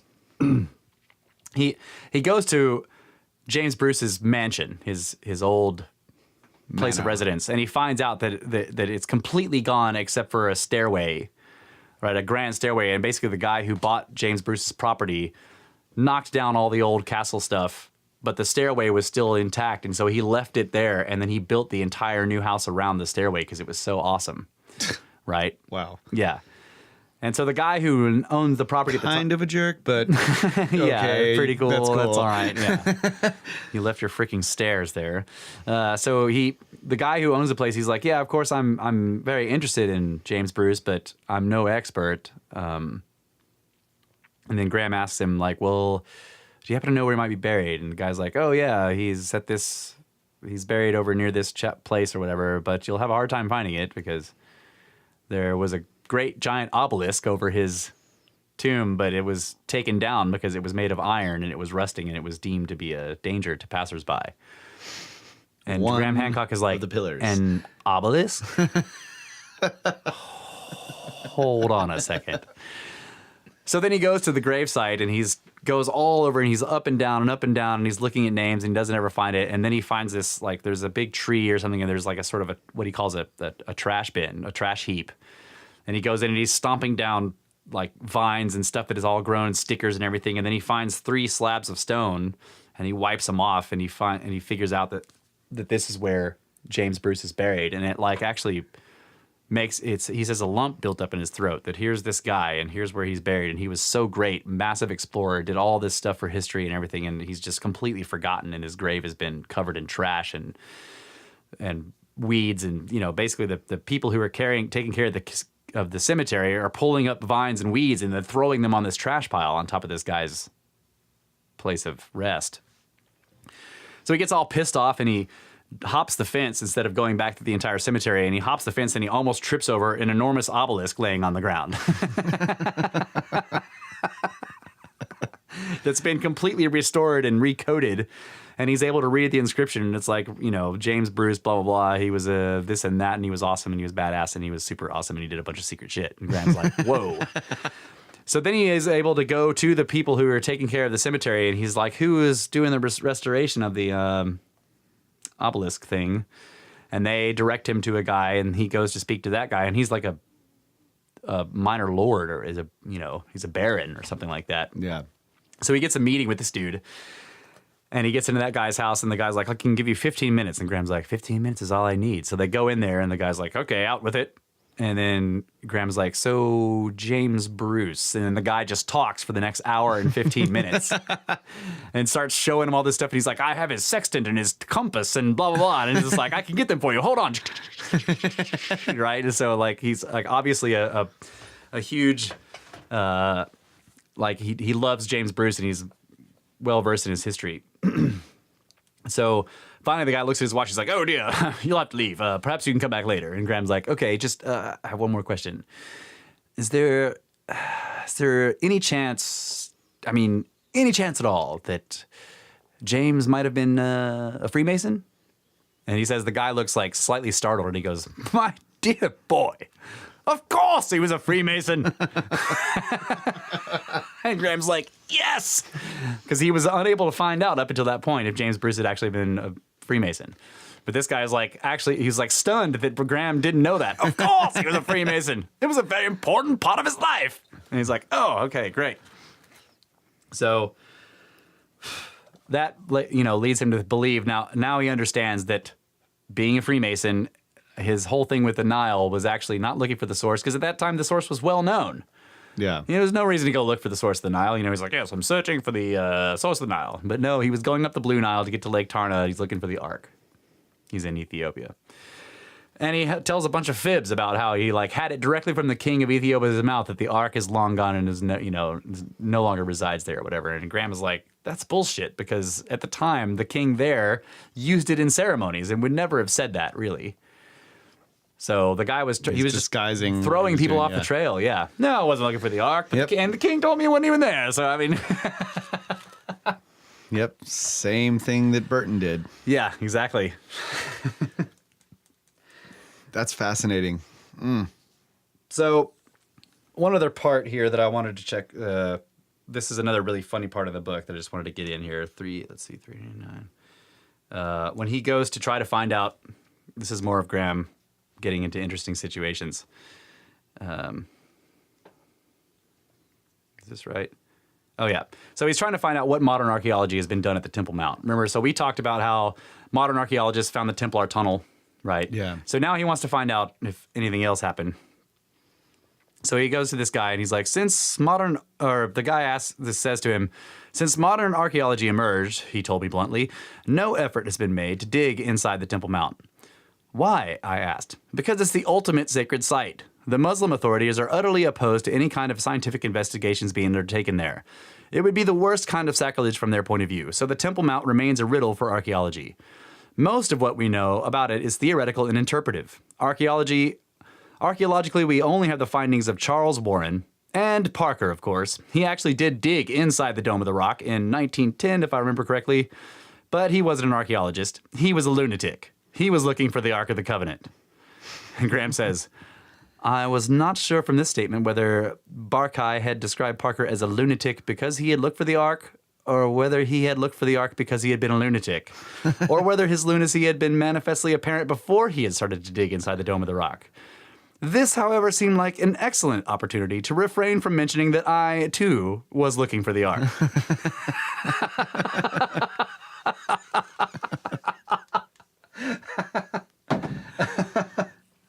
So yeah, that guy did actually, he got tricked by some seer, some psychic who was like, I know exactly where the Ark of the Covenant is. And he organized all these people, got all this money from donations, over 100,000 pounds at the time, and went to Jerusalem and did all these secret digs and then paid off authorities and got into the Dome of the Rock and down into the Well of Souls and started hitting at it with picks and stuff down in the Well of Souls.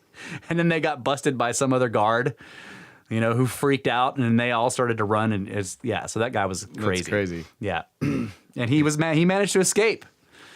Yeah, even though they busted him down in the Well of Souls, digging at the floor with a pick and stuff, they actually managed to escape, which is nuts.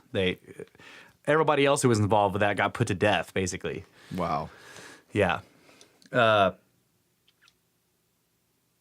Okay. So the last thing we're going to go through here are some of and Kyle was talking about this last time a bit, but the traditions that are in Ethiopia to this day regarding the Ark itself. Yeah.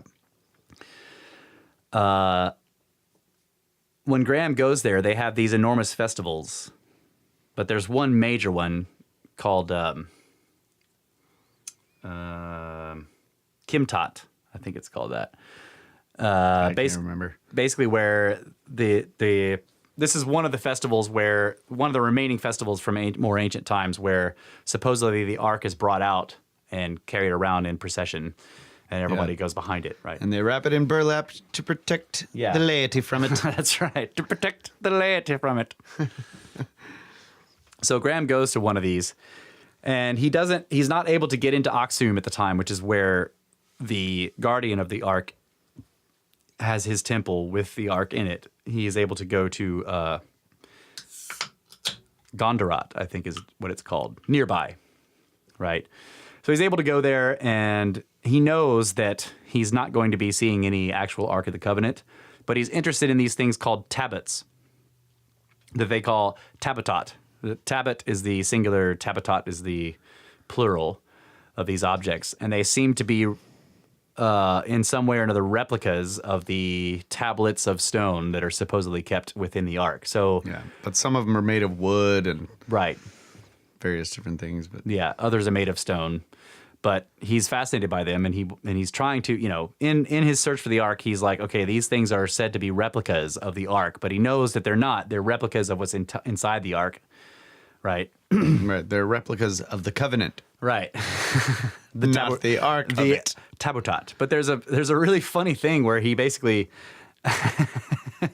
he gets involved in this enormous procession because he starts out at the place and the priests come out and they've got the things over their shoulder carrying it like Moses was said to when he came down the mountain, right? They're all covered obviously with various decorated things, and there's other priests around them carrying quote unquote umbrellas that have stars and moons and various other astrological symbols all over them and little tassels dangling, and they're all, and then they start walking and people are in front of them dancing and playing instruments and behind them, and the procession is enormous. And as they pass more temples and churches, other priests come out of those with their tabots and join the other priests until it becomes where you've got like 30 tabots and priests carrying them in their enormous procession, and all the freaking people all in front and behind and everything.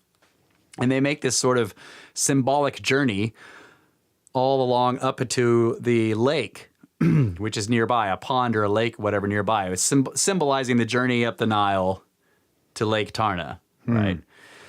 So then Graham follows this thing the whole way, and he's just pushing through all these people and trying to keep his eye on the brocaded cloth with the gold and red and everything, and the little umbrellas, that he can see sticking above the heads of the crowds of the priests. And he's like, and they get up to the temple, and the temple where the priests all go inside and they're continuing a ceremony, and he manages, he gets up there and he's sort of shy about it. He's like, I don't want to, he's surrounded by all these Ethiopians that are celebrating this thing, and he stands out like a sore thumb, and he's just like, But he says a small child comes out of the temple, takes his hand and leads him up there. They open the doors for him and he goes inside. They give him a censer, one of the incredibly old incense burning things, and beneath it it's got a little container where they put some sort of metal discs, so when you shake it goes shh, right? Yeah. And there's all these people in there, and they're chanting and swaying and doing this stuff, and he gets into it. They put him in the circle with all these priests and other people, and they've got the drum going on. I can't remember the name of the drum, some ancient African tradition or whatever, and the guy's on the drum, and there's smoke all over the place, and he's getting high from it and everything in there, and they're swaying back and forth in the chanting, and he gets really into it. And they just totally accept him into their ceremony, and they're all smiling at him, and they're just like, they love the fact that he's there and he's taking part, right? So the next part, I was just like, God, Graham, you're such an asshole. After all that happens, and they've just embraced him into and brought him into the temple, into one of the most, obviously he's not in the Holy of Holies, but he's right next to it. Okay. He saw the priests go in and part the curtains into the Holy of Holies carrying the tabots, and they take them in there. And after this long thing or whatever, he's sitting there and he's giving his his incense thing back to somebody, and he kind of keeps sidling over towards that curtain until he's right next to it, and he reaches out and he puts his hand on it, and he's looking around, and there's people looking at him. He starts to pull it back, and they just all freaking tackle him and drag him away from it. And he's like, "No, I must see the Ark." He says 6 young deacons of the church have to beat him down to the ground. They get him all the way down on the ground, and they're kicking him and punching him and stuff. And they stand him up, and he brushes them off, and then they beat him up again. And then they pick him up, and one of them goes up to him. He's like, "You're a bad man." And then they throw him out of the church. Just get out of here. He's like, "Oh, damn it." I'm like, God, Graham, they weren't carrying the real Ark, not even the real tablets of stone. You You were just going to bust into their Holy of Holies after they accepted God. What an asshole. But, I understand, I guess. You had to try. because it's just Go for it. Yeah. I just love how he sidles up and he's like, puts his hand on there, and before he can even pull the curtain apart, they're just like, bam! All of them tackle him, dude. And I don't know why I gave him the voice of Jafar there, but that's just, give me the lamp! That's how I view it.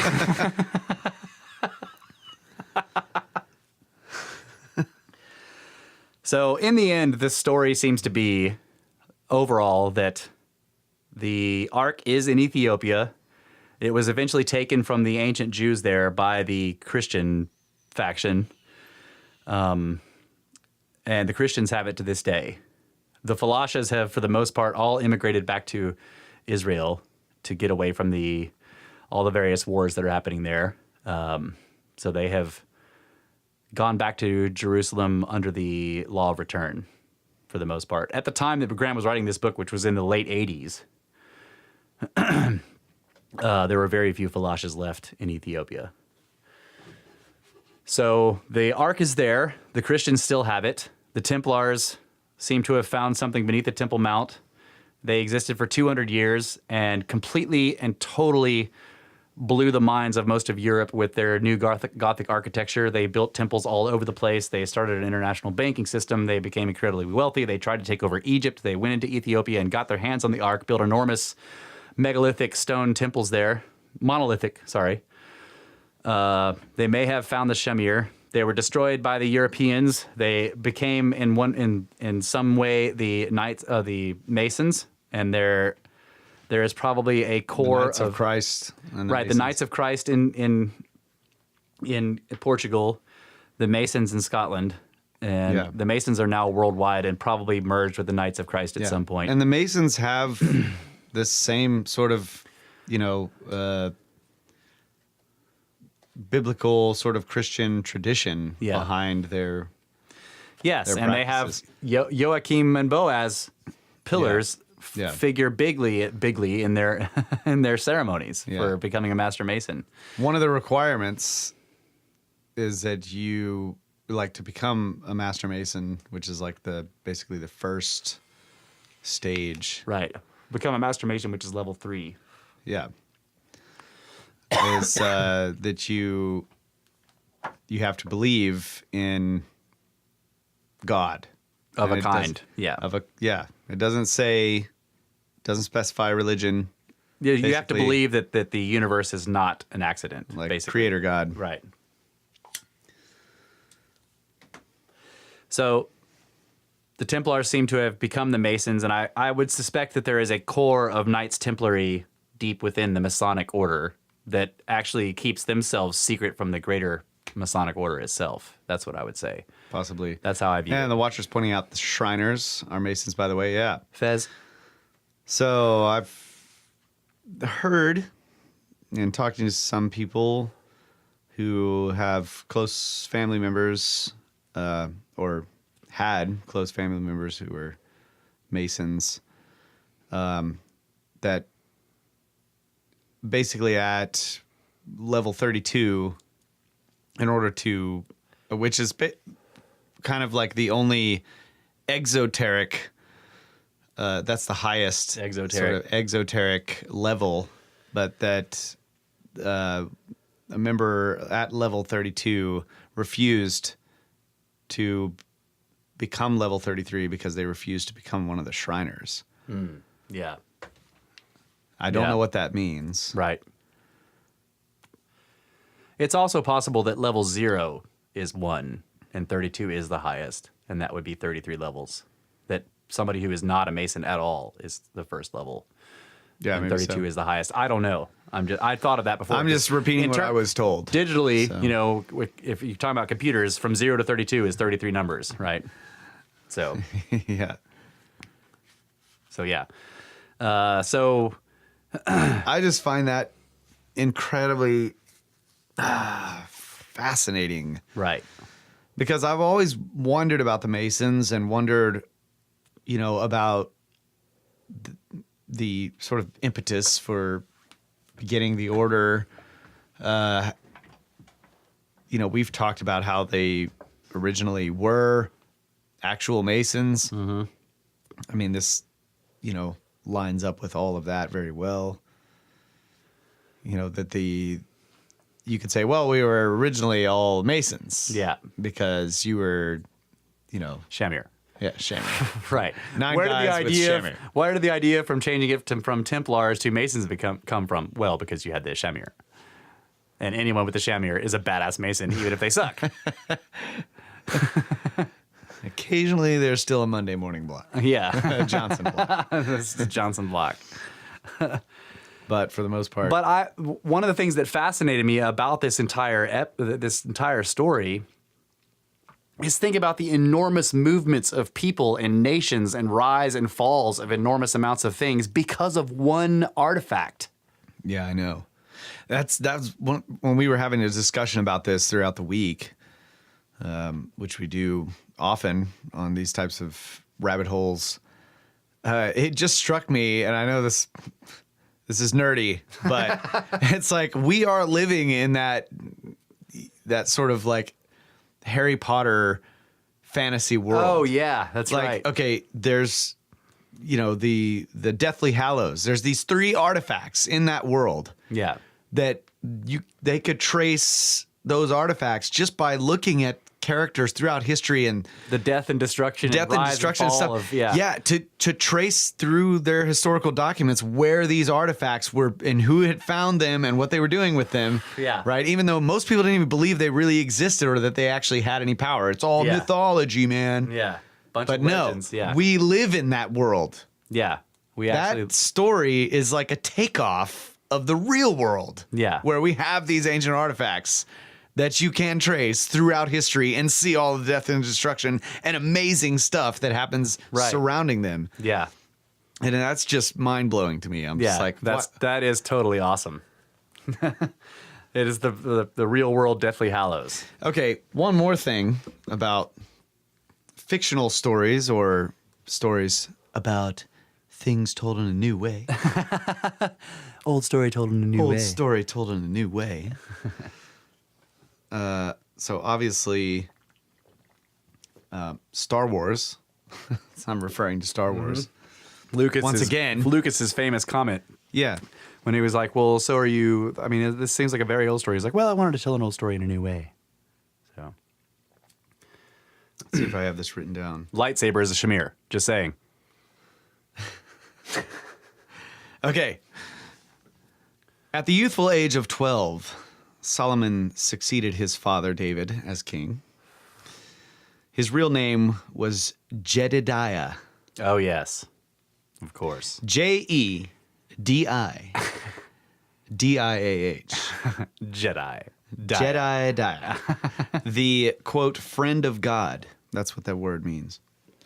And that's probably a not a corruption, but a sort of a Hebrewized whatever of the Jedi pillar. The Jed pillar. Yeah. But it was superseded by the name Solomon on account of the peace that prevailed throughout the realm during his reign. He bore 3 other names besides Ben, Jake or Jake, and Ithiel. Ithiel means something of God. That's right. He was called Ben because he was the builder of the temple. Wow. Bran the builder, anyone? Jake because he was the ruler of the world. And I looked that one up. Couldn't find anything specific about that symbolism.